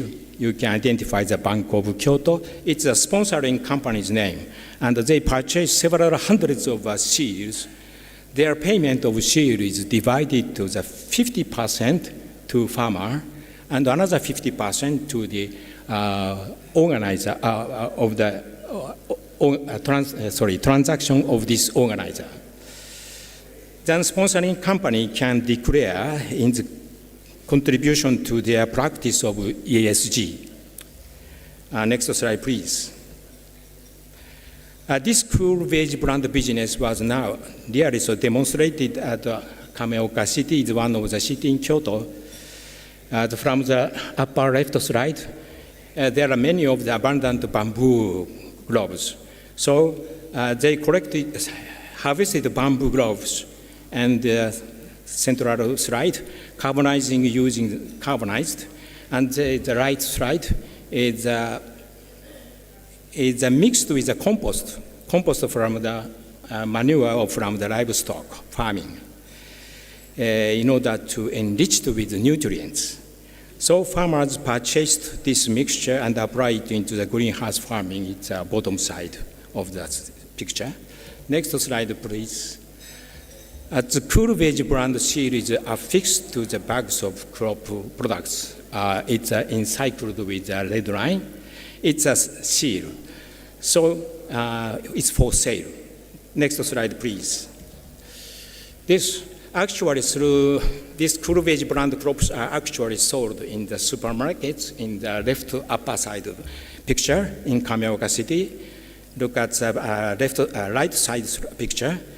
At the grocery section, consumers can satisfy their preference for choosing eco-friendly vegetables. Look at the yellow circular. Here is a photo of members and a statement from the Cool Veg Farmers Group.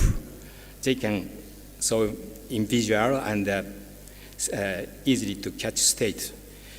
We have introduced them to some another major supermarkets and the food sections of a department store in big city Osaka, Kobe. Now it is spreading, not explosive, but gradually spreading. Next slide, please. The same the scheme, a rural area which utilizes cool veg brand crops. Please look at the left side of illustration. We can make a framework to link the many stakeholders, and we call this as a cool veg community. Firstly, please look at the upper illustrated figure. Agriculture and forestry waste is collected and carbonized first. And the compost of manure fiber stock is mixture. And the farmers, the figure is the bottom side. The farmers embed such biochar compost in their farmland and to grow crops. And they apply to J credit. Please follow the arrow to the right. J credit and obtain carbon credit. And then the right side figure, companies purchase them and declare their commitment to the ESG practices. In another way, please look at the bottom line. Farmers sell cool veg crops besides carbon credits. And consumers feel satisfied to buy that crops. So totally, it serves as a model that effectively utilizes local waste from illustrated as a left figure, and connecting to the urban players and the urban capital from right figures. So it's we catch total stakeholders. Yeah, thank you. Second, regarding the policy frameworks. Next slide, please. To advance the business, it's necessary for all actors to have benefits and incentives. And we hope that governments are responsible for creating the policy framework for this. Stakeholders related, it's listed in the bottom figure. Next slide, please. One of the policy framework for advancing this mitigating the global warming, restrictions, and another one is the incentives. First, under restrictions, policies such as carbon taxes and the emission trading system would be imposed comparing fossil fuel consumers and high emission industrial sectors to undertake CO2 reduction efforts involuntarily. Second, on the other hand, at the bottom side, allow the orange arrow. On the other hand, the subsidies, carbon credits, serve as an incentive to encourage voluntary participation in CO2 reduction efforts. Here, I will focus on the subsidies and the carbon credit. Next slide, please. This is a case of a subsidiary support. In case of Japan, MAFF is the Ministry of Agriculture and Forestry Fisheries. They formulated the strategy for sustainable food and system, so-called Midori. Midori in Japanese means green. This strategy to ensure a stable supply of food with being resilient to the disasters and the global warming. And this diagram is the supply chain. Please look at the bottom diagram. It is a supply chain of biochar use from the biomass. Second central is biochar production, and the right side is farmland. The subsidy of this program were made available to biochar producers. Sorry, the one slide, please be back. Thank you. This program were made available to biochar subsidies to the producers of biochar and also the farming corporation. Two programs. Next slide, please.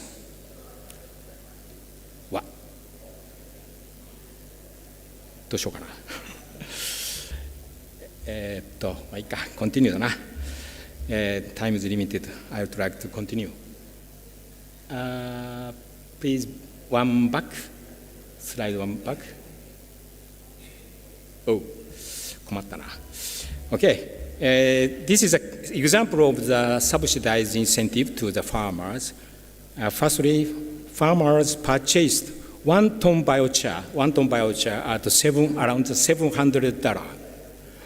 So usually, at least 2 biochar is applied to 1 hectare. So the cost of biochar is $1,400 per hectare.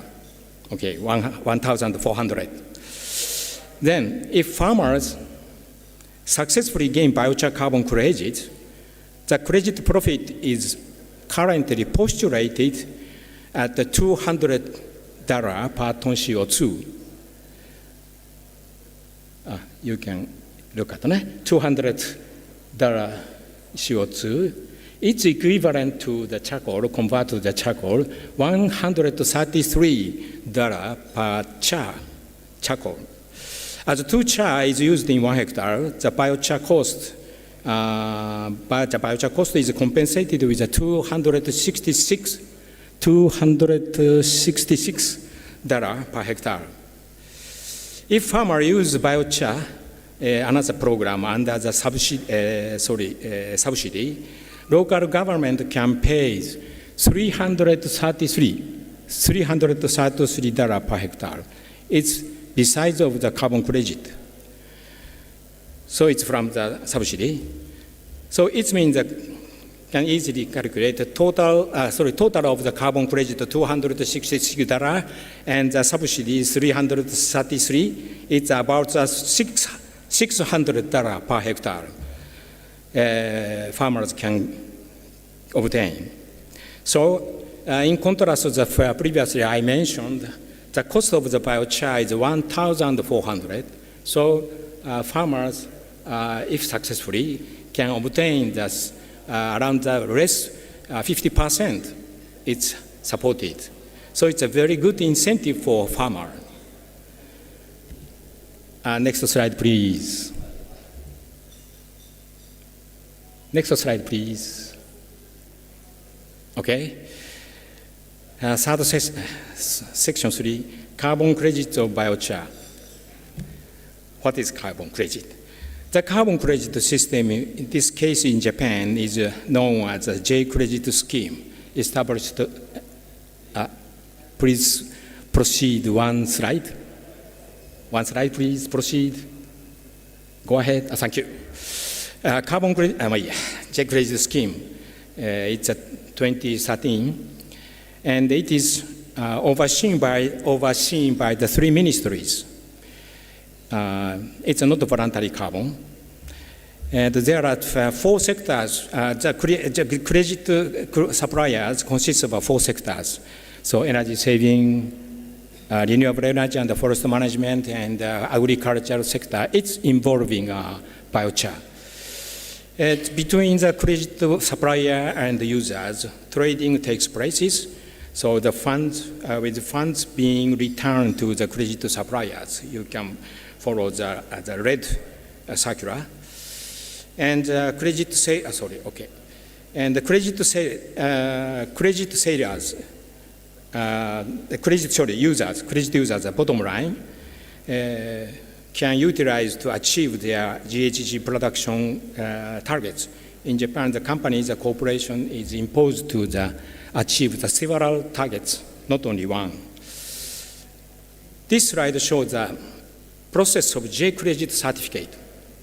Sorry, rather complicated. Please see the right side, the figure first. You can identify the black circular, biochar producer, it's start. Biochar producer want to obtain the certificate of biochar quality. It's issued, certified by the Japan Biochar Association. I belong to that association. So please look down to the number 5, with certificate. And please look at C, so shift to the left side. Number 6, it's a kind of the consultant. They aggregate applications from multiple farmers, from not one farmer, from multiple farmers.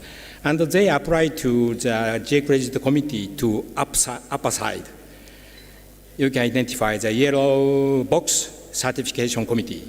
So apply to that place. Certification commission, after certification committee issues a credit, there are two ways for using that biochar credit. And one is, please follow to the left side. It's in case credits are sold to the companies. So from the companies, the farmers can get the profits. The another way, look at the bottom side. With number 9, without selling, the farmers can retire the credit by themselves and utilize them. So there are two approaches we can suppose. Hey, next slide, please. これ難しいな。There are two types of carbon credits. Nowadays, identify the emission avoidance credit. It's the left side. So right side is a removal credit involving carbon credit, our biochar. Please look at the left side. Please see the red arrow. It presents a baseline. And the bottom is the blue line. It represents the actual emission. In case of the left side, the avoidance credit, virtual state, it means baseline, so it's the red line, it's a virtual state which postulates the subsequent emission if the facility is not improved. So the reduced amount of the CO2 is a virtual emission in case of avoidance credits. Please see the right hand figure. It's in the case of removal credit. It's actually sequestered CO2 amount from atmosphere. So it's so much different characteristics. Next slide, please. So now is evolving a significance of carbon credit. First, please look at the upper green box. Carbon credits were first introduced under the Kyoto Protocol in 2025 and were traded as a CDM credits and the JI credits. Maybe all the person will know. The next, not the next slide, please stay here. Second, the concept is being changed. This concept is being changed following the Paris Agreement. First, emission avoidance credit. It now is becoming gradually cannot be used to meet a company's CO2 emissions reduction targets. In contrast, removal credits are allowed to reducing residual emission targets. So now it's gradually and clearly becoming different. It's defined by the SBTi. Next slide, please. So we have considered the ways to utilize biochar carbon credits.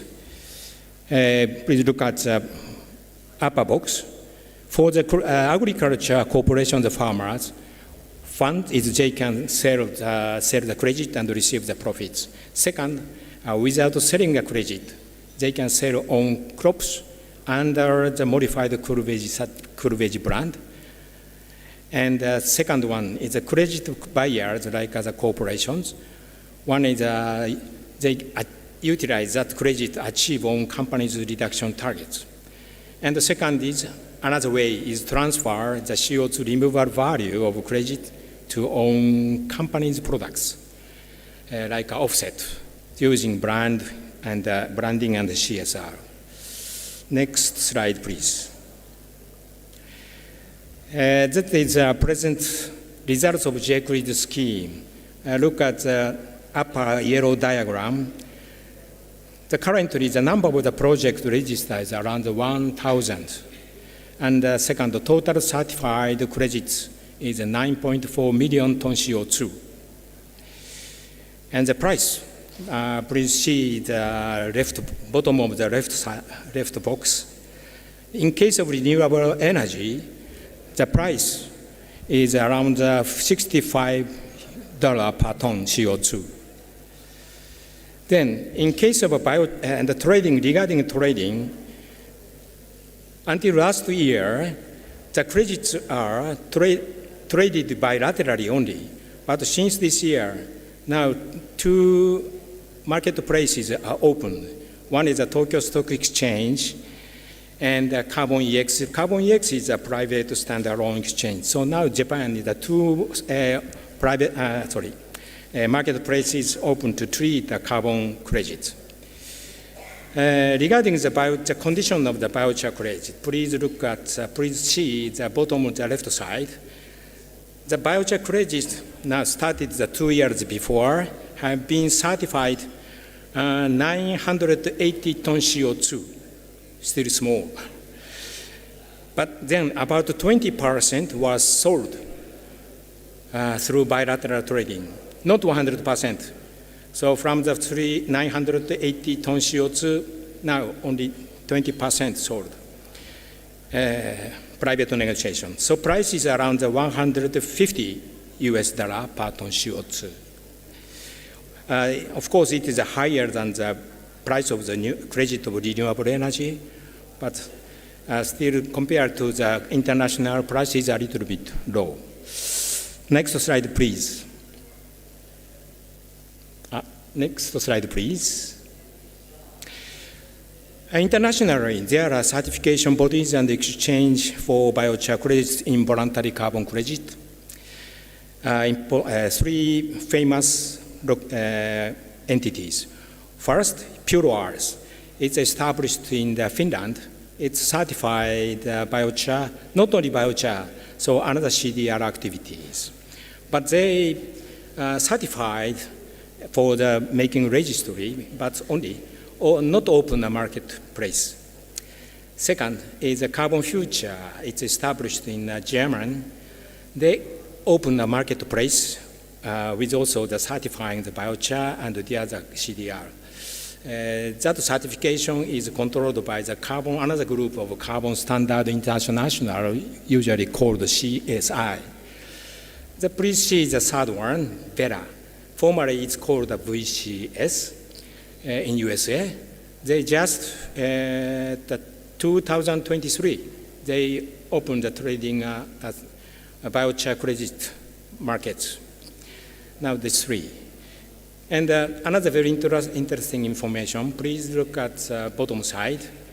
It is one report. Report is a name called the State of CDR. It published in the 2023. This report is led by the University of some Oxford Smith School. It includes information on CDR technologies and the amount of credit and the trading conditions, all revealing the global status of CDR for the first time. It is a very interesting and attractive report. You can easily catch through the internet. So please refer it. Very interesting. Next slide, please. So I summarized 2 sessions. What sets biochar apart from the other CDR methods is its ability to bridge both the environmental issue and the social issue. So the another CDR methods so much different. It can achieve only by using biochar. Next slide, please. Section 4, how does biochar contribute to the corporate governance? First, the corporation should create a culture and a structure within the company, especially that takes climate change mitigating effects seriously. From the upper line, the first, the corporation establish clear GHG reduction goals and plans. It should be based on the firstly, especially the measure and reports should be based on the GHG protocol. Second, that goal, definition of the goal and the implementation plan should be based on SBTI. So GHG protocol, SBTI, so I will later explain. Then companies should establish their operation division and sections. And especially these sections should be controlled by the board directors. Another one, the third line is the corporation should be ensure stakeholders understand, and also the informed external stakeholders. Next slide, please. Regarding the GHG protocol, it is an international standard for the calculating and reporting GHG emissions, especially for companies. Second, it's a distinctive feature is cover the entire supply chain. So please look at the bottom diagram. It illustrates the supply chain of the company. Look at the central box. Scope 1 to Scope 2, it's belong to the own company's energy consumption. And upstream and the downstream is, of the supply chain, it's covered by the Scope 3. So the indirect emissions. So this GHG protocol imposed to measure this separately Scope 1, Scope 2, and Scope 3, but covering this whole supply chain. This is a new idea. Next slide, please. Then, what is SBTI? So difference is GHG protocol is imposed to the measuring and the reporting. Then SBTI so imposed to the make a plan and make a target and the implementation plan. Measuring is by GHG protocol. Then clear targets and clear goals, and that implementation plan is by SBTI. So GHG protocol and SBTI strong relationship. These two regulation is becoming an international standards. Maybe some of the attendees from the companies already know. Then, okay, next slide, please. The section 5, how we can promote ESG using biochar. Next slide, please. This is a model of the platform for developing biochar business, not research, not study, for business, involving stakeholders together. Please look at on the left figure, supply side. Supply side involves the production side of the biomass and biochar. Bottom line, storage side. Storage is by farmers organization. Then please look at the right side, demand side. Demand side consists of the carbon offsetting side, brand utilization side, and consumer. Brand utilization side, it's involving food industry and retail industries. Then, the central box, our biochar research center, it belongs to my university. This biochar research center plays a role in bridging this left supply side and right demand side. Then we connect by launching a carbon negative platform, carbon negative. So it means the biochar. Then total this framework we call biochar consortium. So I want to emphasize the market for biochar is absolutely small. Nowadays, not big, present now. So the market will not be developed by the supply side alone. And the approach of the demand side is also cannot be developed by alone. So therefore, important thing is for these stakeholders to together make sharing the information activities and work together to expand the market, because biochar market is still small. Next slide, please.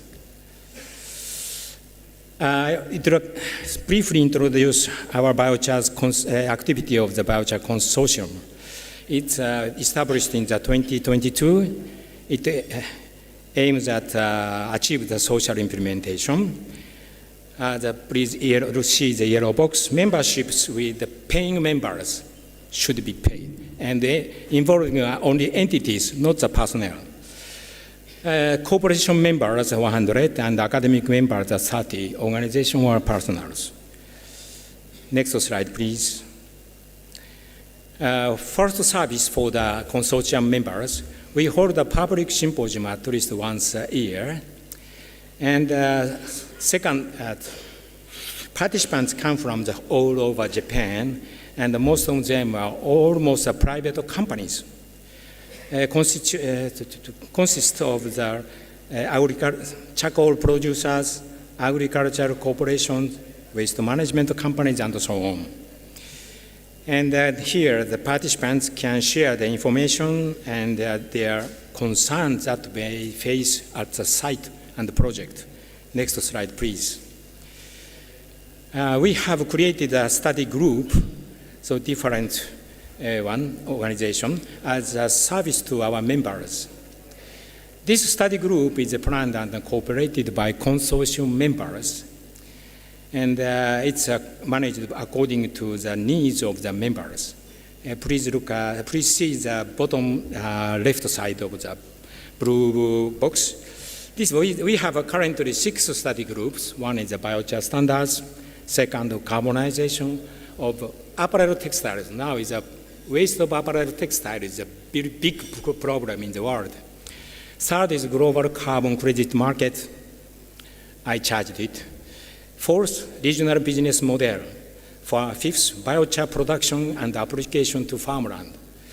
And sixth, urban park and green belt. Each study group holds workshops with about 30 participants, so every year.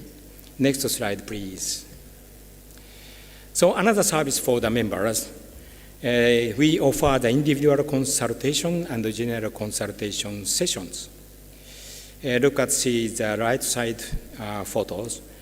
This shows a consultation with one case, the Iwate Prefecture government in the northern part of Japan, which is planning a regional revitalization using biochar. Next slide, please. Another service.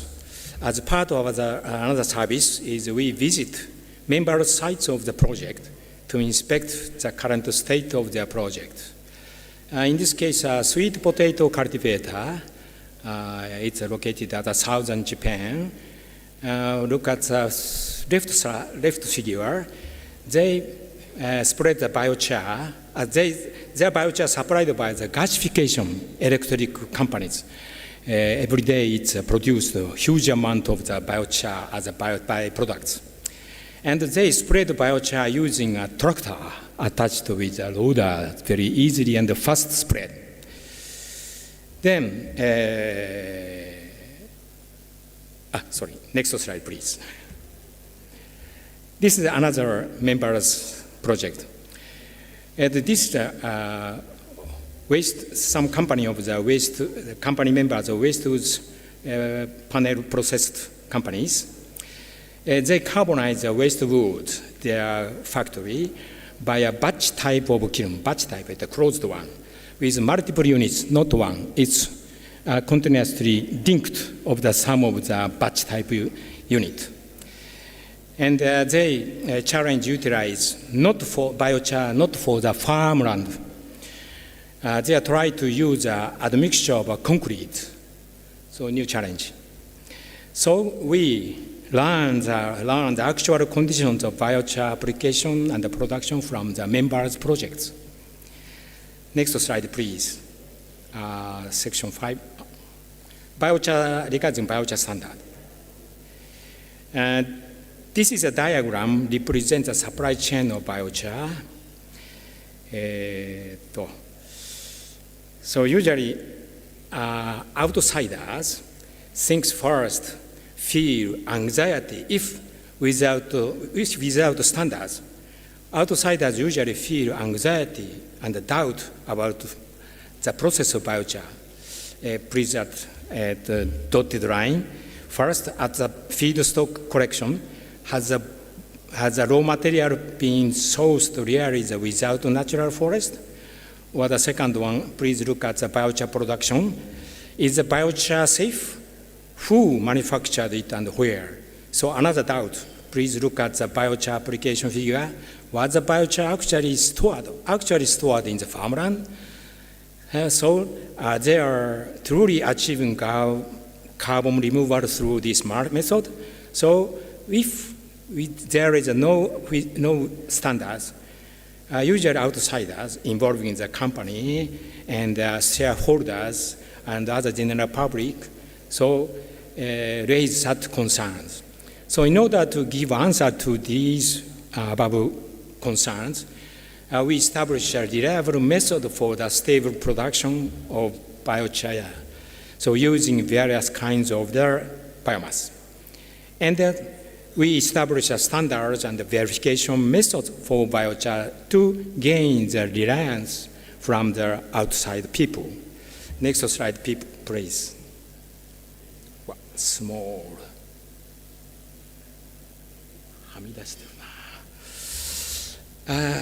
Please look at the left figure left side. It's a standards created by our Japan Biochar Association in 2018. This document outlines the definition of biochar, methods of measuring the recalcitrant carbon, and the raw materials for carbonization. Please look at the right figure. It's a methodology AG004 of the J-Credit scheme. Look at the bottom side of it's already lined with the red line. So this phase is from the AG004, making a criteria for the qualification of biochar. It's adopted our Japan Biochar Association standards. So in your case, also the standards at first is necessary. Next slide, please. Oh, it's final one. The biochar standard in global. Internationally, there are some biochar standards. Now, it's a famous one, the three. One is the first one, the EBC. It's called the European Biochar Certificate. It was the earliest established in 2012, followed by the, now they published a new one, the World WBC, World Biochar Certificate. Also, another one, Artisan Biochar Certificate. There are several kinds of the certification, standards. Second one is IBI, International Biochar Initiative. It's 2015. And the third one is Australia and New Zealand have released a draft for unified standards. Of course, as you know, the pioneering organization is IBI. And each country has its own differences in biomass and regulations, such as waste management and environmental standards, as the Indonesian government and the local government also has this. So it's all depend on the country. So while biochar standards should be tailored to each country based on scientific evidence, not necessary to follow the Japanese biochar standards and other EBC. You should better to find that create own standards, but should be based on the scientific evidence. So I think it would be challenging to take the first steps forward domestically. Next slide, please.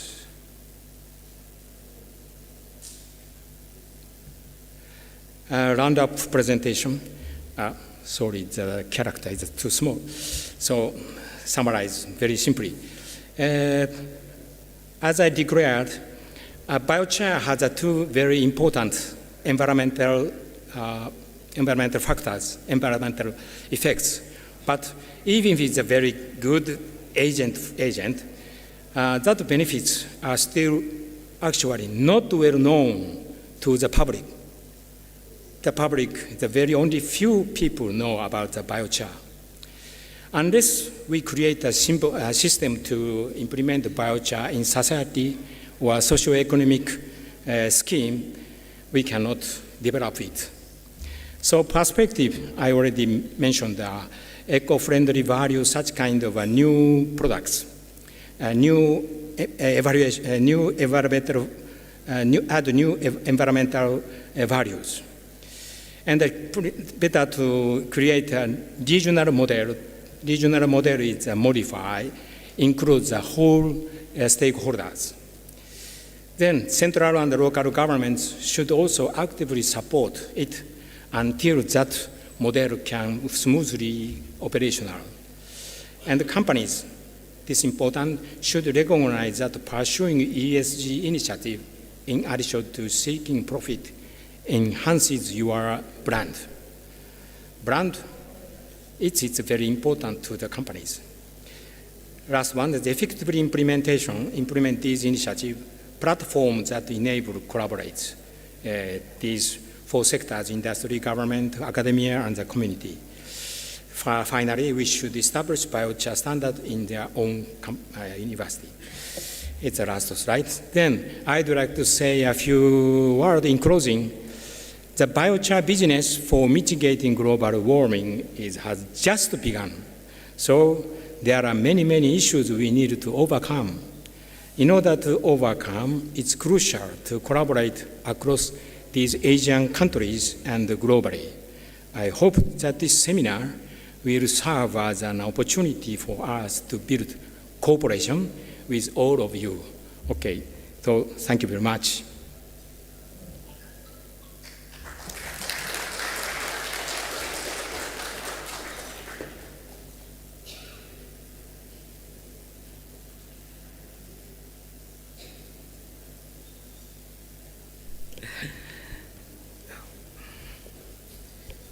Thank you very much, Mr. Rocky Mori, for the presentation. I think it's really interesting, and this is what we call the future of biochar. We understand a lot about biochar application, biochar production, and how we apply biochar to the soils and agriculture, but this is the next step of biochar. The private sector, industry, and companies that needs carbon credit can use biochar as one of the means for getting the carbon credit they have to fulfill. And I think it's really interesting discussion we will have about how in Japan they implement the eco-friendly product if they use biochar, and also about the Japan credit schemes to allow the use of biochar for carbon capture and storage. Thank you, Mr. Okomori, for the inspiring presentation. And we come to the fourth keynote speakers for this international seminar. And I would like to invite Mr. Fauzan Komedi to share his presentation to the audience.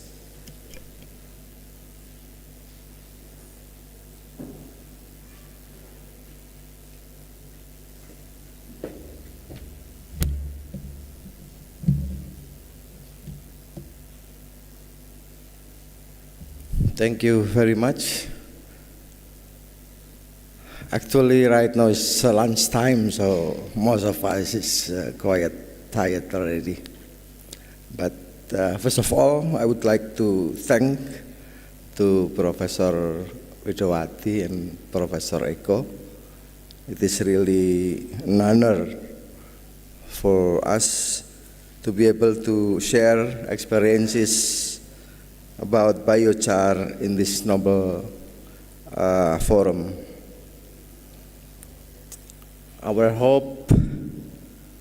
Of course, this seminar will give us an opportunity to accelerate the progress of biochar technology development in Indonesia in particular, especially in aspect of how to produce biochar efficiently, because this is the main challenge for Indonesia.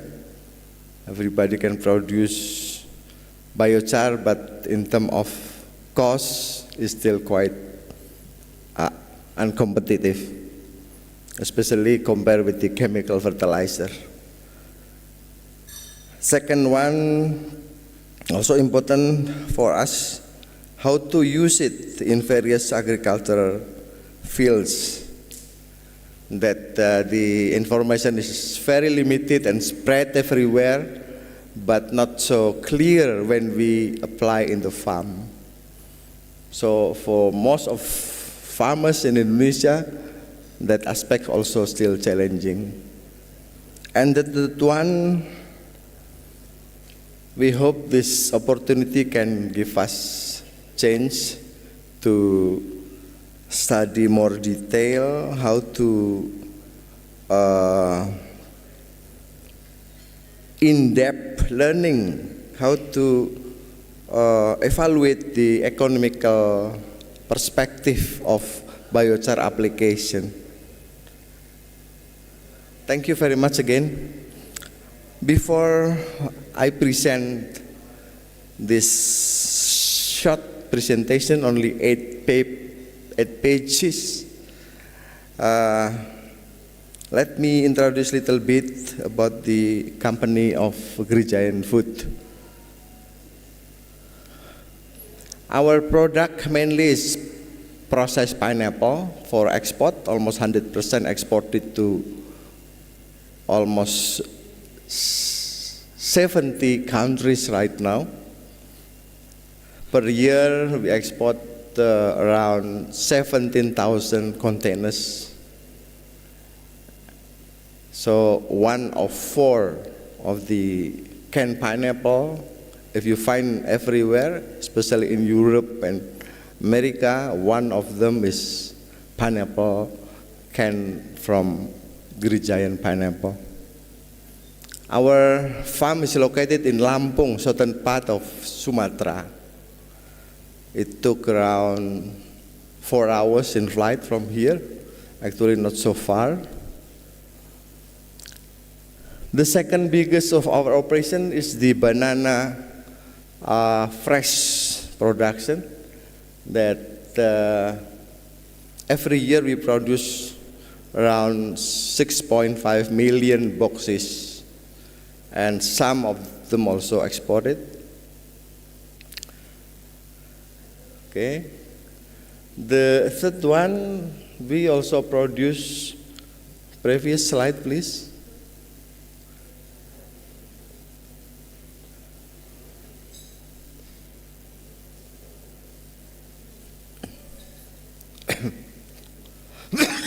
Sorry. The third one of our biggest operation is the cattle feedlot, mainly for fattening. We produce around 100,000 head of cattle every year. And then another is small operations, including guava and other fruits like cassava. Okay, next slide, please. Yes, this is the way we operate our business. We try to use all of the waste.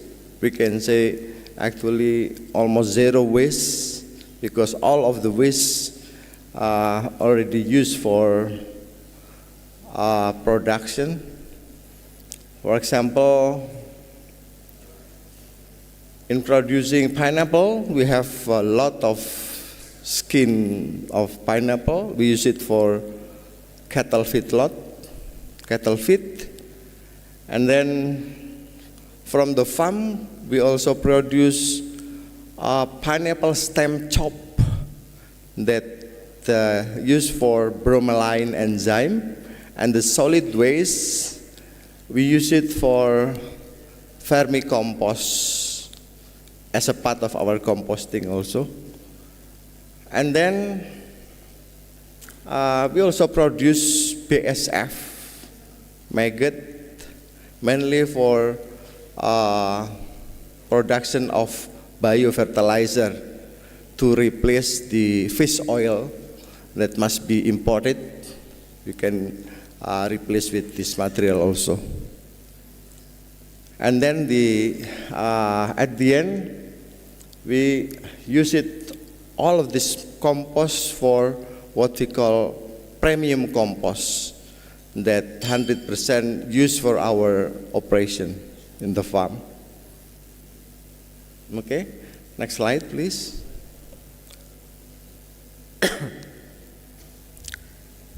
We start focus to the way we produce biochar. You can see in this slide that we use what we call fast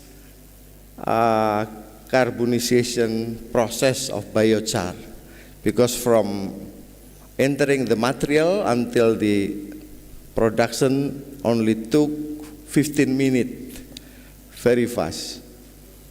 And the recovery is quite high, from almost 1 ton per hour of input. We produce around 172 kilos of charcoal. I don't know what is the percentage, 174 divided by around 1,000. So that is the recovery. And the fuel consumption is very low. To produce that number, we use only 1 liter of biofuel. Another, we use syngas that produced from combusting process of this carbonization.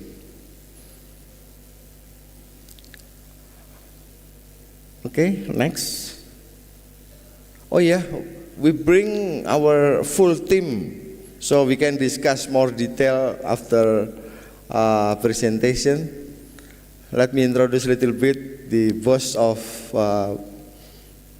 charcoal and composting plant operation, Pak Remy, please. So, if anybody would like to discuss with him more detail about the operation, you can spare special time for you guys. And then the rights people, Mas Saifuddin, who responsible for all research operation of biochar, farm research operation under his responsibility. And the middleman, actually he is Japanese, PhD from Japan, it means, but Indonesian. Yeah, he's responsible also in biochar production process. Okay, this is the physical specification of the biochar we produce. Main biomass that we use is bamboo and bromelain waste, solid waste of bromelain enzyme. The solid waste of bromelain enzyme. What is different? First one, in terms of the size of the hole, of the pores, biochar from bamboo is much deeper, but in the size is a little bit smaller compared with the bromelain waste biochar. It means its potential for different usage. For the microbes, we prefer to use bromelain waste charcoal. But for the keep of the fertilizer, we prefer use the charcoal from the bamboo. The bamboo we use also actually the waste from banana propping after it decay, because cannot use it anymore to prop the banana bunch and trees. We just collect it and process it for charcoal. In terms of size, the charcoal from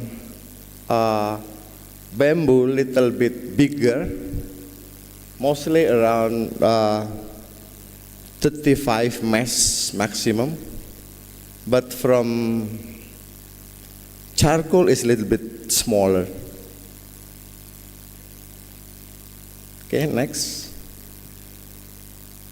This is the chemical specification of the product.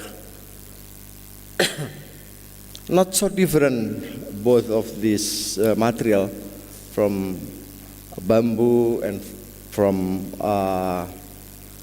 bromelain waste. But some, we can say that,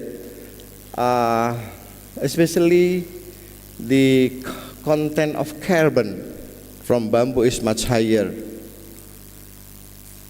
And when we produce this material, the syngas that produced is much higher too.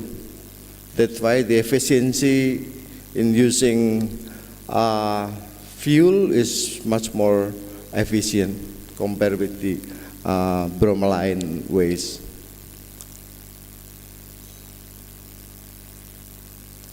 Okay, next. This is very important information. We use it 100% for our farm. Every year, we apply almost 2,000 hectares of this material. Average range it from 35 tons per hectare to 50 tons per hectare. And the material composed from premium compost, mainly 96% from manure, 2.5 is from vermicompost, and 1.5% is from charcoal. So actually this activity is huge application, because we don't apply just in the dry season, but also in the wet season we should apply. So very mechanical intensive for the application in the farm.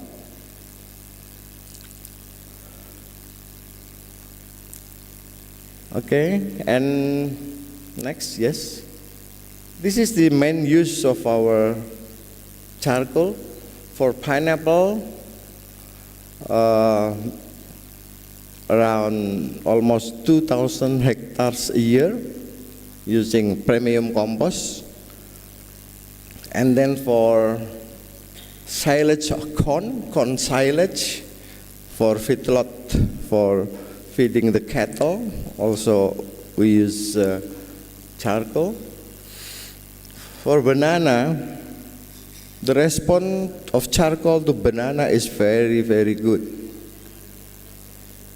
No more application of dolomite, because charcoal can replace dolomite to increase the soil pH. As you know, in Lampung, in our farm, the average of soil average is only 4.5, but the banana need pH at least 5.5, so should be increased at least 1 point to optimize the growth of banana. For grown peanut, as a rotation plant, also we put a lot of biochar. Yellow papaya and other trees of fruit, actually not only pandan wangi coconut, but also durian, jackfruit, and other fruits. We apply it regularly. Next. This is short information about how effect of the biochar to the pineapple. The left side from the picture, you can see that if we use biochar for 10 tons per hectare, we can speed up the growth, accelerate the growth. Normally, to reach 2.2 kilos of pineapple, it took 12 months, but using biochar, we can accelerate until 9 months. So 3 months earlier. What it means 3 months earlier for pineapple? It's huge of money because we can reduce a lot of fertilizer application, at least by 30 to 35%. Because most of fertilizer, chemical fertilizer that we apply, close to the induction time of the pineapple, flowering induction.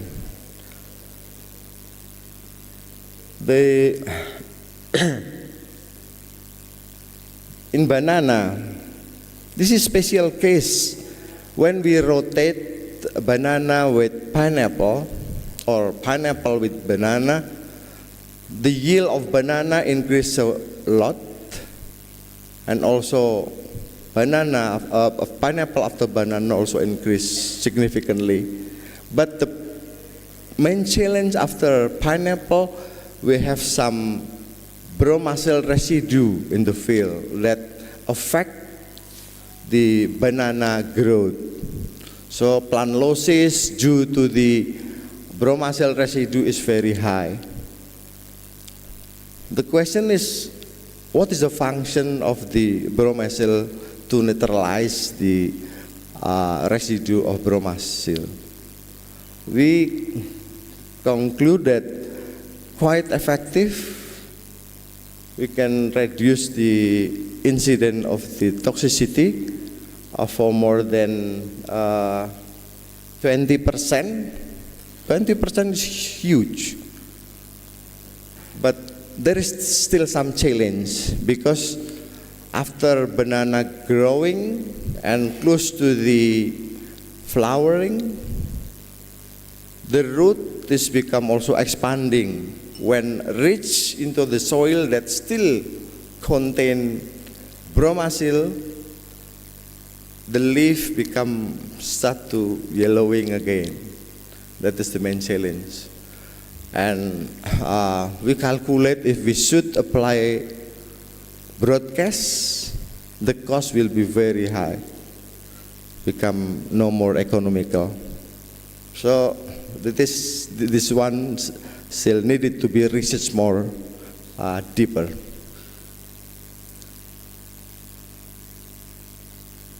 For the pandan wangi is fresh coconut, originally from Thailand actually. In Thailand, it's popular called Nam Hong coconut. We start produce using marginal land, not good land, marginal land that located along the river, because we also want to conserve the water. The most economic way to conserve the water when we use the land also for productive land, and right now we use it for pandan wangi. For charcoal application in pandan wangi is quite good, especially the aroma, the flavor of pandan wangi become more stronger. And also actually in the guava, we plant a special guava that we call it red crystal guava. the color of red become more shiny too using biochar. Okay, next slide. That's enough. Again, if you have some question, we can discuss after lunch or during lunch. Again, thank you very much.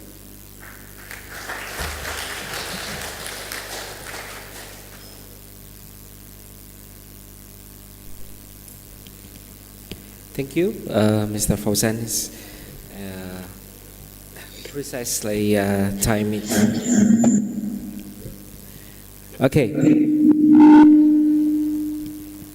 Sorry. Ladies and gentlemen, and honorable guests, we now come to.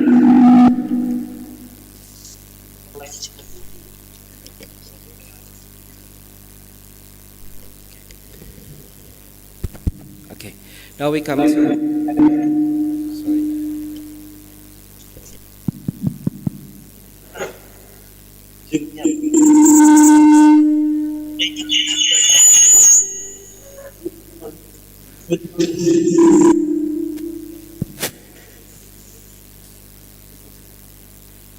Excuse me.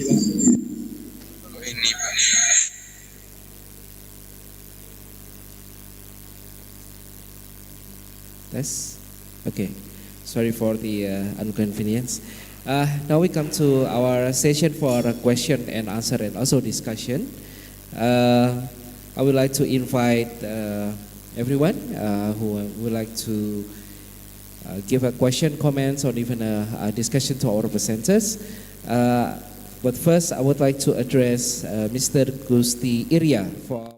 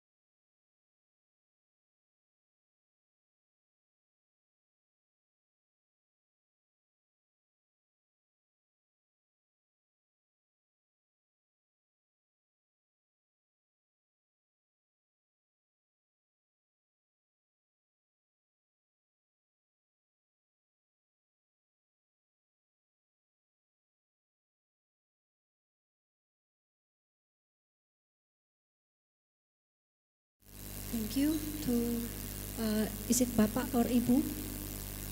Oh, Bapak, okay. From University of Lambung Mangkurat. As for how to scale up in industrial productions, for the Ministry of Agriculture, actually, we have starting to plan to build some demo plot in farmers by under the Genta Organic, as I have mentioned in previous presentations. That Genta Organic is we try to in this coming years we try to how to get the farmers to produce the biochar by themselves.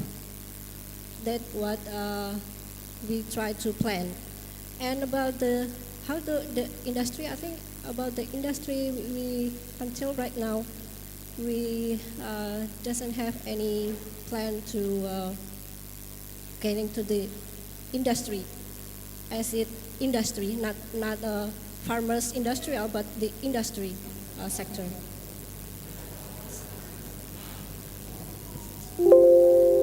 Thank you, Ibu Miranti. So if we look at what our discussion today, I think one of the important is that we also have several agro-industry company in Indonesia that already starting producing biochar, such as Pak Fauzan over here.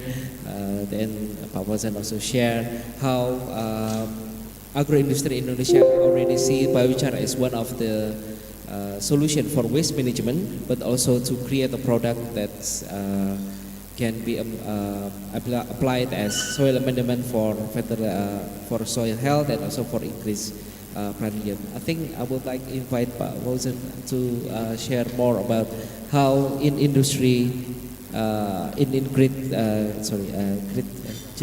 Giant, look biochar as one of the side product or as waste management. Fauzan. Yeah, thank you. Actually, when we build the strategic planning for long term, we have two fundamental. First one is the regenerative agriculture. Second one is the precision agriculture.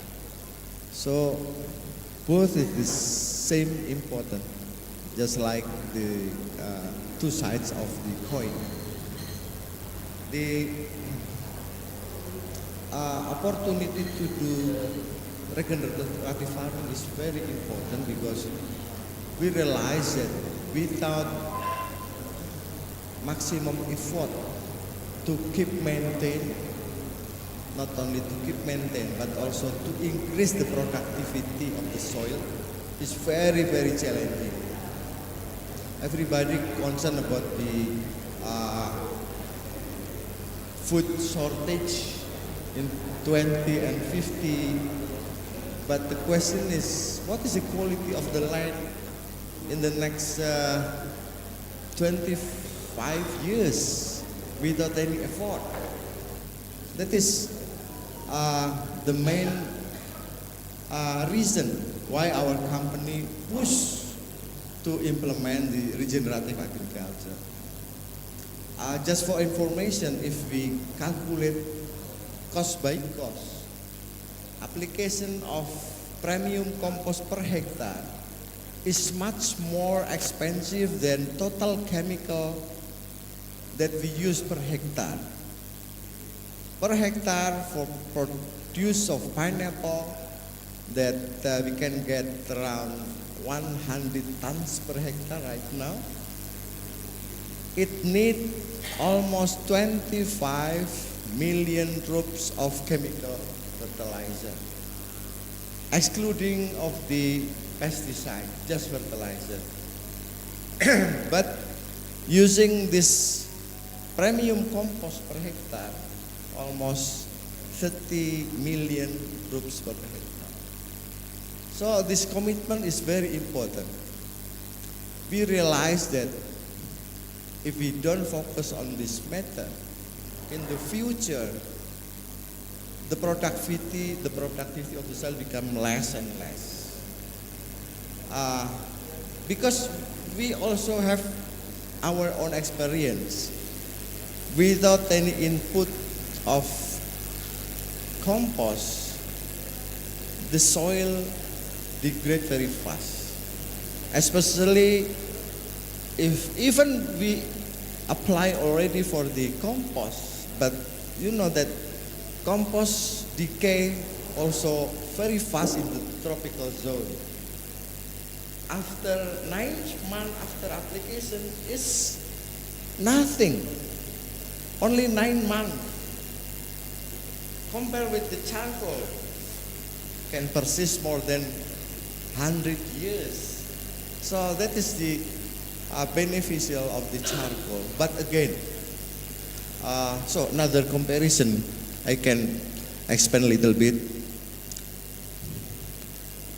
The production cost of charcoal per kilo right now is around 25 cents in our operation.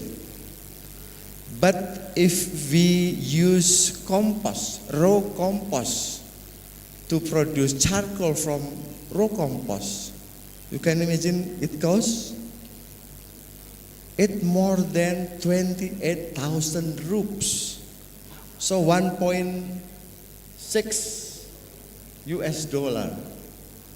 Very expensive. But again, this is the commitment. So in the future, some of the compost, raw compost, we start to try to produce charcoal too. Because we understand already that 50 tons per hectare of compost will be nothing if the decomposition rate and the erosion rate is very fast, like in our tropical zone. Thank you. Thank you. So it's really assuring that not only academics that want to increase the soil health capacity, but also a private sector also realize that it's important to keep the soil fertile for future generation. Thank you. Again, I would like to invite audience, if you like some question or comments to the presenter, please do. Okay. Excuse me? Yep. There's I think General would like to ask a question.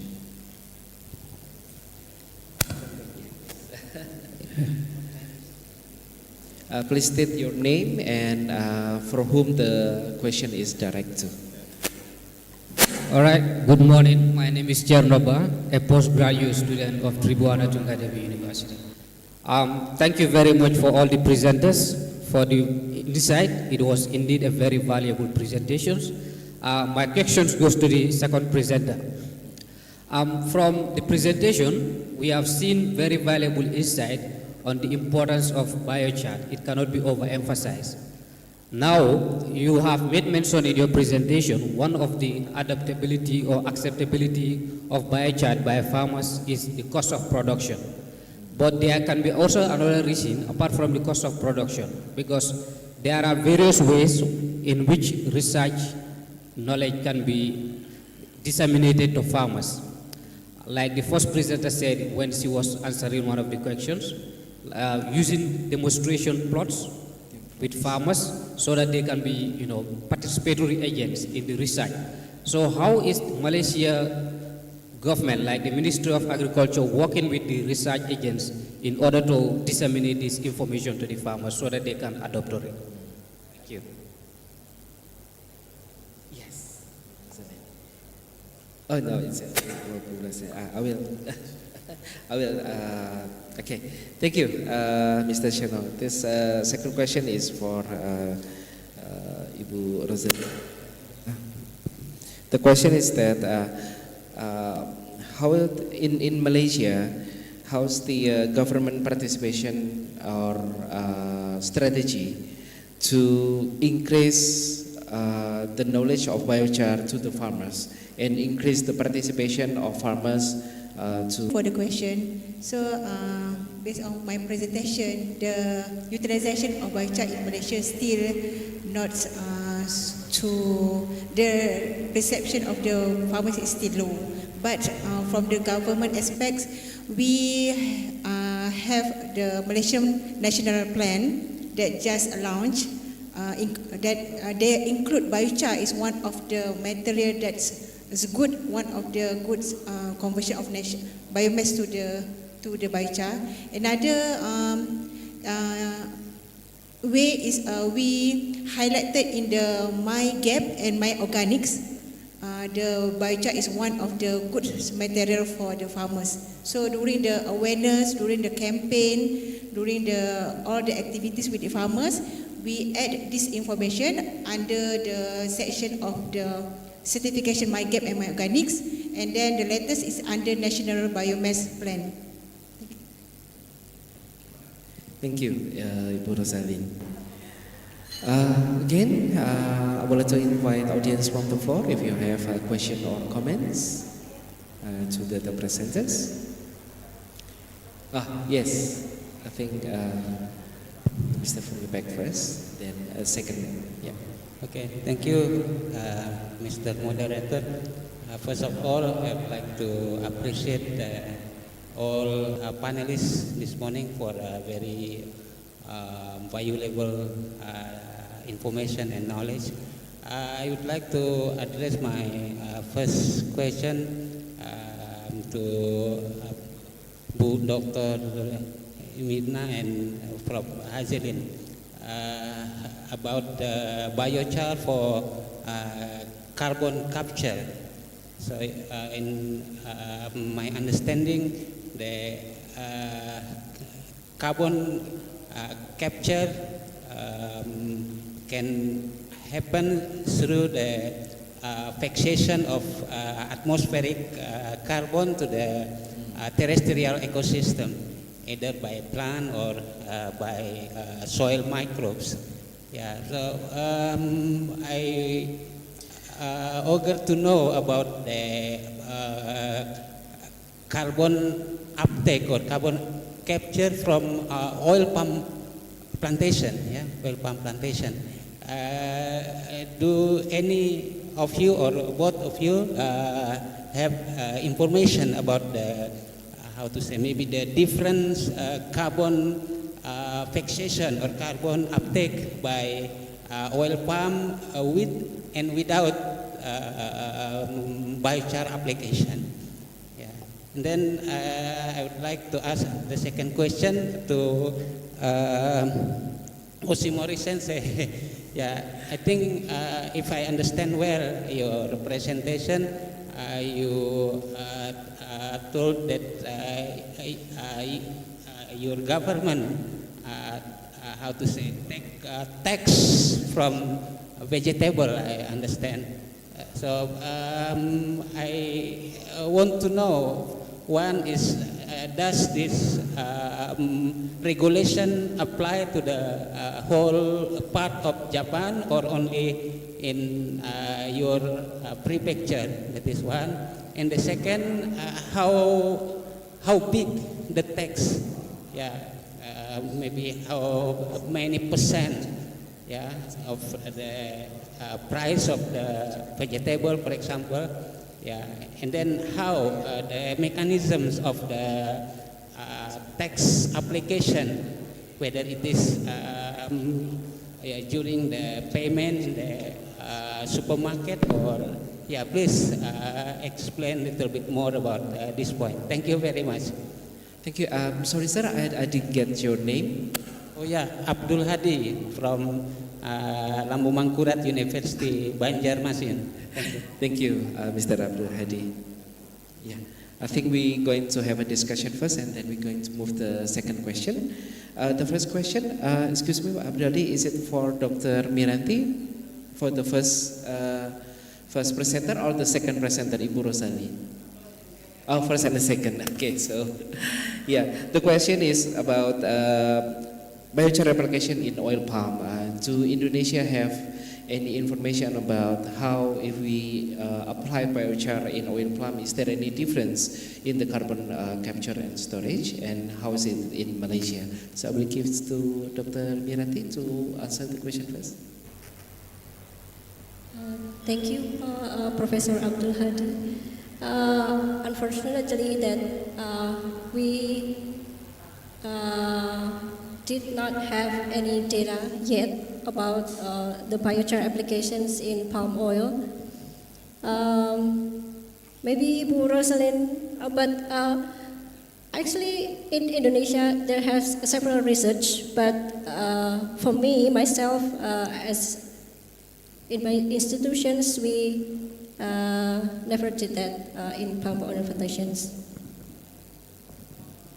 Okay, about the question about the carbon uptake of the oil palm after application of biochar. So from my knowledge, during my as an examiner for the master student, for the trial for in the glass house only for the seedling, so we can see the difference between the with and without the carbon content of the oil palm uptake, of course.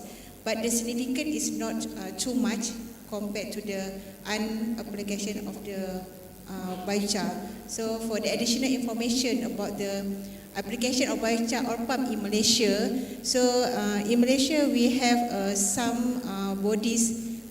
Normally we under big players of oil palm plantation or under smallholder plantation that manage their farm all over oil palm plantation in Malaysia. So currently we are not yet applied the biochar to the oil palm yet. So we still in convincing them that to add the biochar under their procedure or SOP for the fertilizer management. Because as mentioned by the other speakers, that biochar with quite high cost when we add to the procedure for the fertilization. So still under discussion and still under promoting of this material. Thank you, Ibu Rosaline. I hope that the answer is quite clear. Professor, maybe I can also share my experience as well. Before my PhD, I was doing my master also with biochar. I was involved in research with biochar in palm oil, but not for carbon storage, but for nitrous oxide mitigation. So we apply biochar made from empty husk from the oil palm, and then we apply to the soils in one of the oil palm plantation in Palembang. And then we record the nitrous oxide emission for the whole year, and we see that with the biochar, it reduced the nitrous oxide emission, and also, not only nitrous oxide, but also CO2 emission also reduced with the biochar. But I cannot comment any further with the carbon capture because that's a different methodology as well. Thank you. And for the second question for Professor Agronomy is how the eco-branding vegetables with the biochar application is working in Japan, and does it exclusively in your prefecture or in all Japan? Yeah. Thank you. The question it's regarding the expansion of that eco-friendly or eco-branding vegetable. It's gradually spreading. Then its efforts by the private sectors only. So now the project is less than, in Japan, less than 10 projects. Then important thing is some project it's expanding very rapidly. At the time, it's some supported by the local government. If the private sector only, as you know where the companies' efforts only, it's very not easy to find the client and the price of the supermarket, the department store. But if some support from the local government, it's very easy to promote. And the second one, the role, two roles. One is by local government, and the second one is retailer, so middleman. So the farmers can, farmers can produce. But it's difficult to find the supermarket, department store, shop in the city. So necessarily some middleman, retailer, can understand the importance of this cool eco-branding vegetable. So very easy to bridge between the producer, farmers, and some marketplace. So in cases Osaka, it's some middle retailer. They have a very good relationship person. He is a very good interest in the biochar. So very easily to find. So one is some support from the local government, and the second is fortunately we can find a good retailer or not. If the private sector only, not so easy to find the clients. It's an actual situation. So I said now it's spreading, but not explosive, gradually. Thank you. Thank you, Kumari Sensei. I hope that's clear the question. And I think we're coming to our last question from Mr. Excuse me, organizing committee. Would you like to ask some question? Yeah.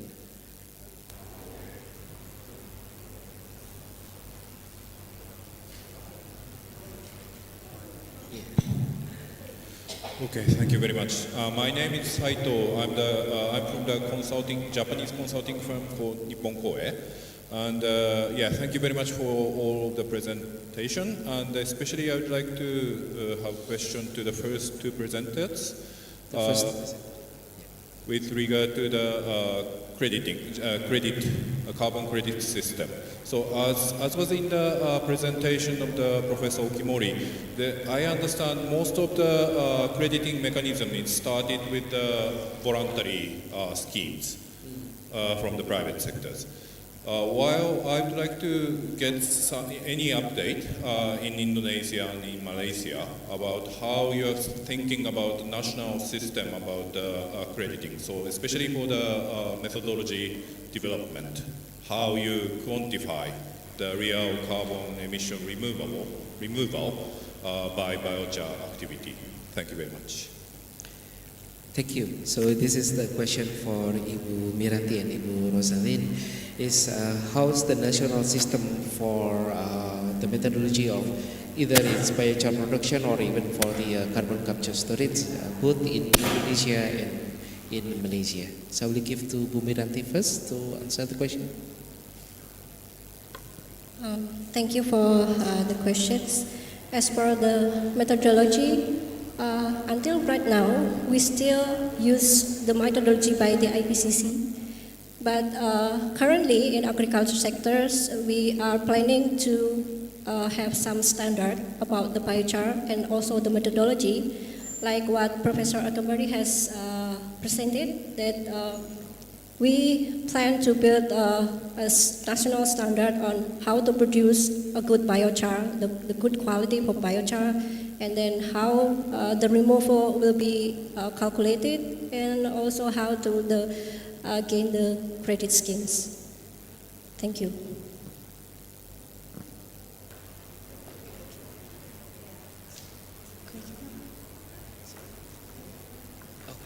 The question is the methodology and also the system for biochar production and also for the national carbon capture storage schemes in Malaysia.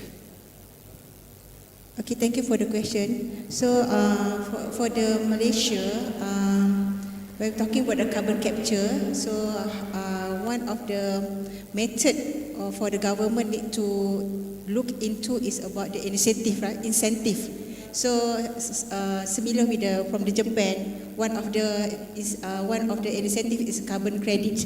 So in Malaysia, we just recently groomed a group for the carbon credit discussion among the players of biochar. So this one handled by the Bursa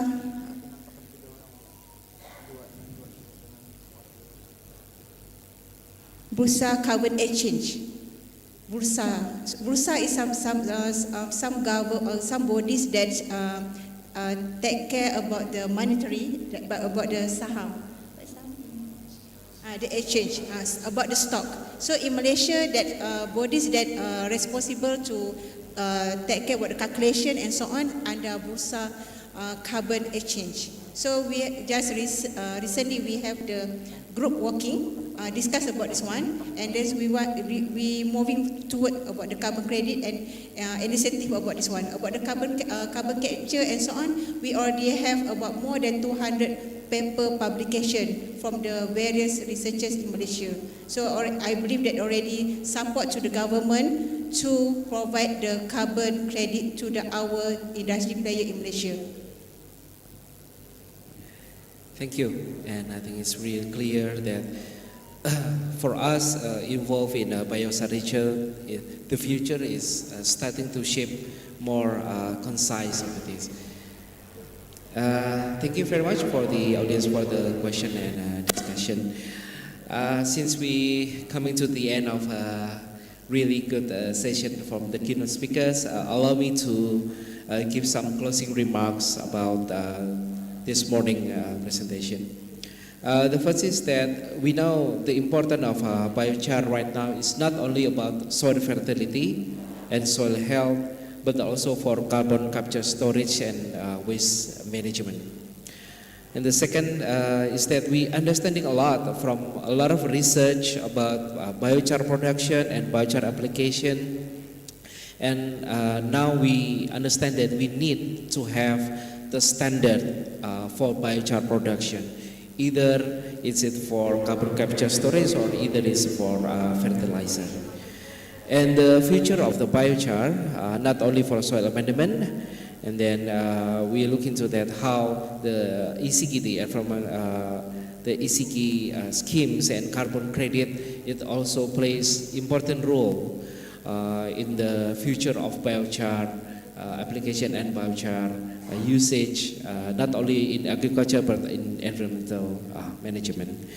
And lastly, I think we all agree here, collaboration between academic researchers, government, and also private sectors is also important to shape to have what we want, a sustainable future.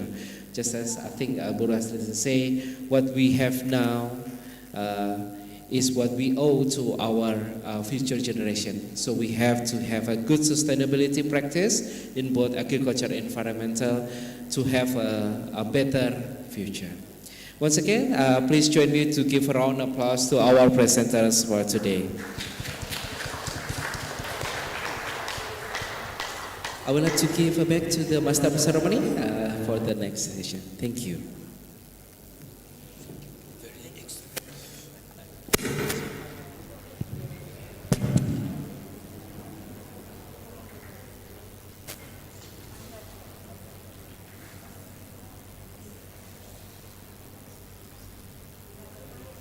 To all the speakers, please stay on the stage. And to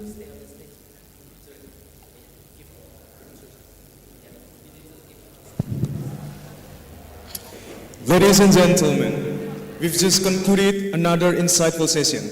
Let's give a round of applause again to the speakers for their excellent presentations.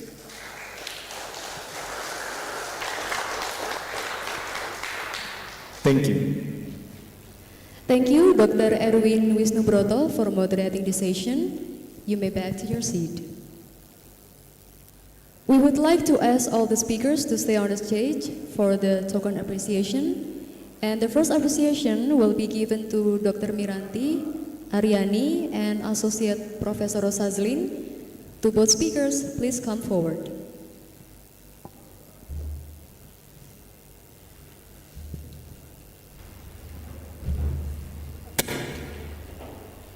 To Dr. Miranti Aryani and Associate Professor Rosazlin, to both speakers, please come forward.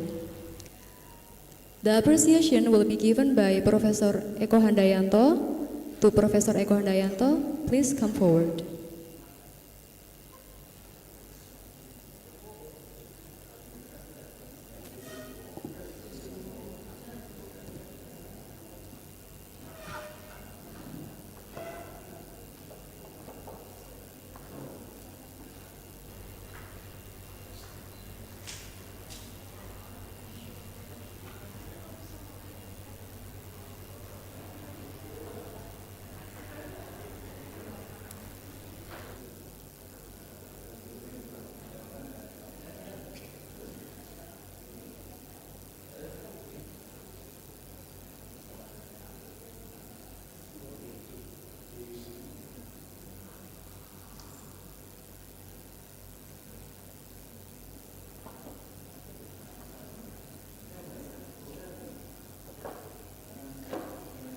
The second appreciation will be given to Professor Okimori and Insinyur Fauzan.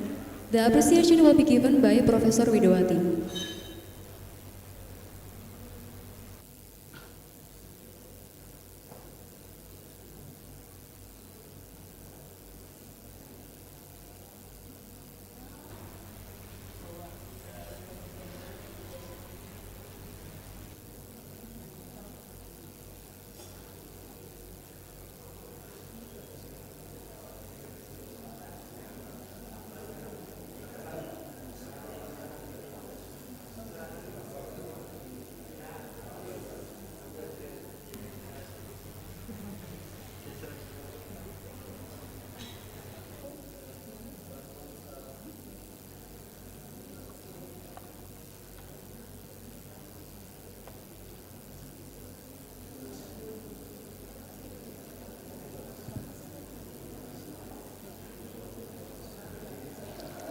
To the participant can join the photo session.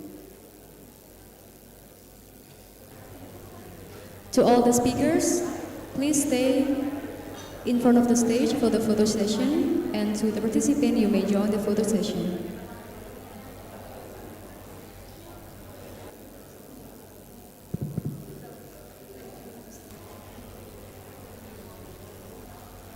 All the participants can come forward to take a photo sessions with the speakers. And please the speaker just stay on the front of the stage.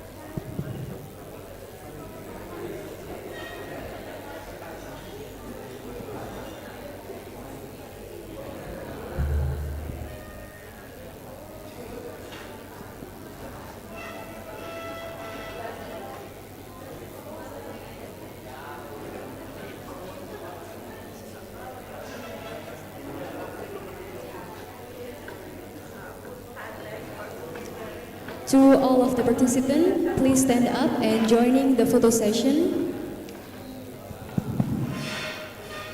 To all the participants, please stand up to join the photo session.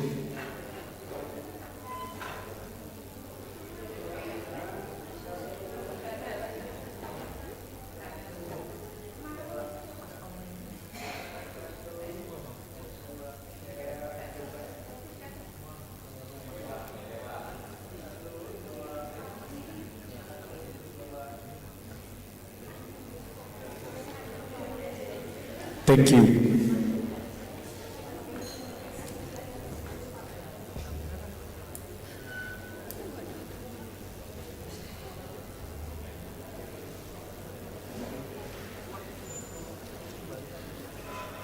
To Professor Okimori, please stay on the stage as another appreciation will be given by Mr. Rudi Janta Utama. To Mr. Rudi Janta Utama, please come forward.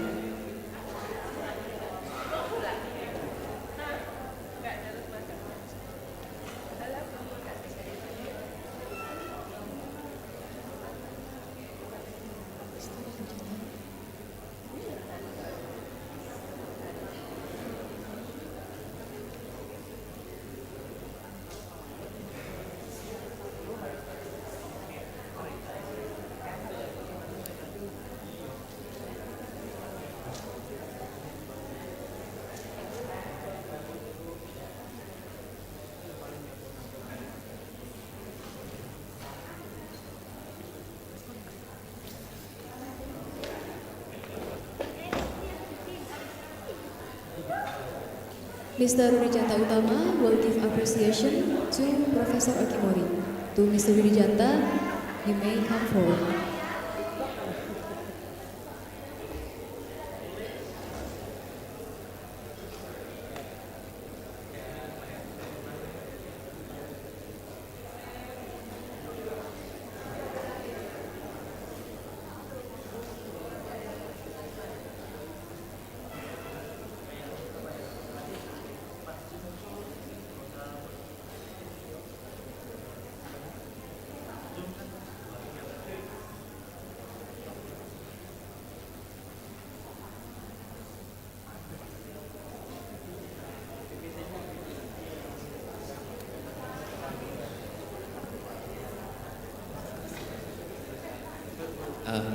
Ya, ini arang dari Srikaya Pastel Apple ya, untuk ornamental charcoal dikarbonisasi di 400 derajat Celcius. Jadi ini arang hias.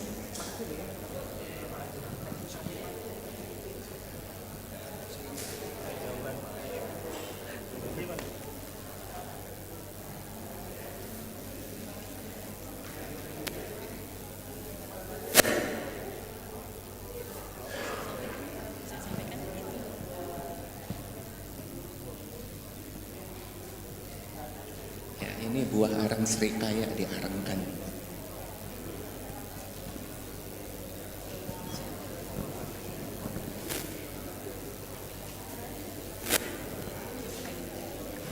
Terima kasih banyak kepada Yayasan Dian Tama Pontianak, kepada Pak John dan Pak Rudi. Kami telah menerima arang hias yang terbuat dari serikaya.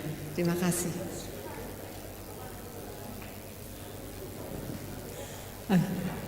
Give applause.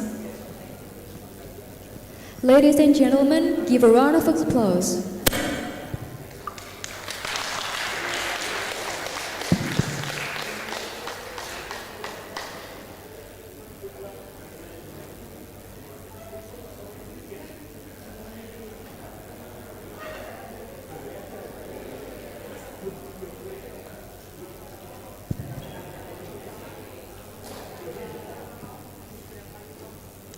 Thank you. To all the participants, please be seated.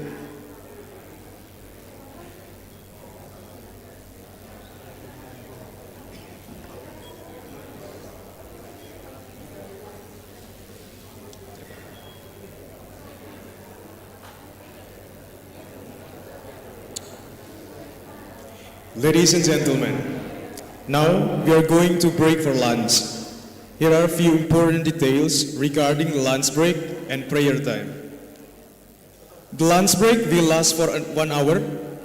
This will give everyone ample time to enjoy their meal and take a break. Lunch will be served in the dining hall outside of this conference room. Our staff will be there to guide you if you need any assistance. For those who wish to pray, a prayer room is available behind the Traita room. There will be a sign to guide you to the prayer room. Please be back in the seminar room by 1:30 so we can start our next session on schedule. We have an exciting lineup of speakers and activities planned for the afternoon. Take this time to relax, enjoy your meal, and network with your fellow participants. Thank you and enjoy your lunch break. And for you who are in the Zoom meeting, you may also take a break and in the next 1 hour. The parallel session will be started and led by Mrs. Ayu Chandra. We look forward to seeing you back here shortly. Thank you.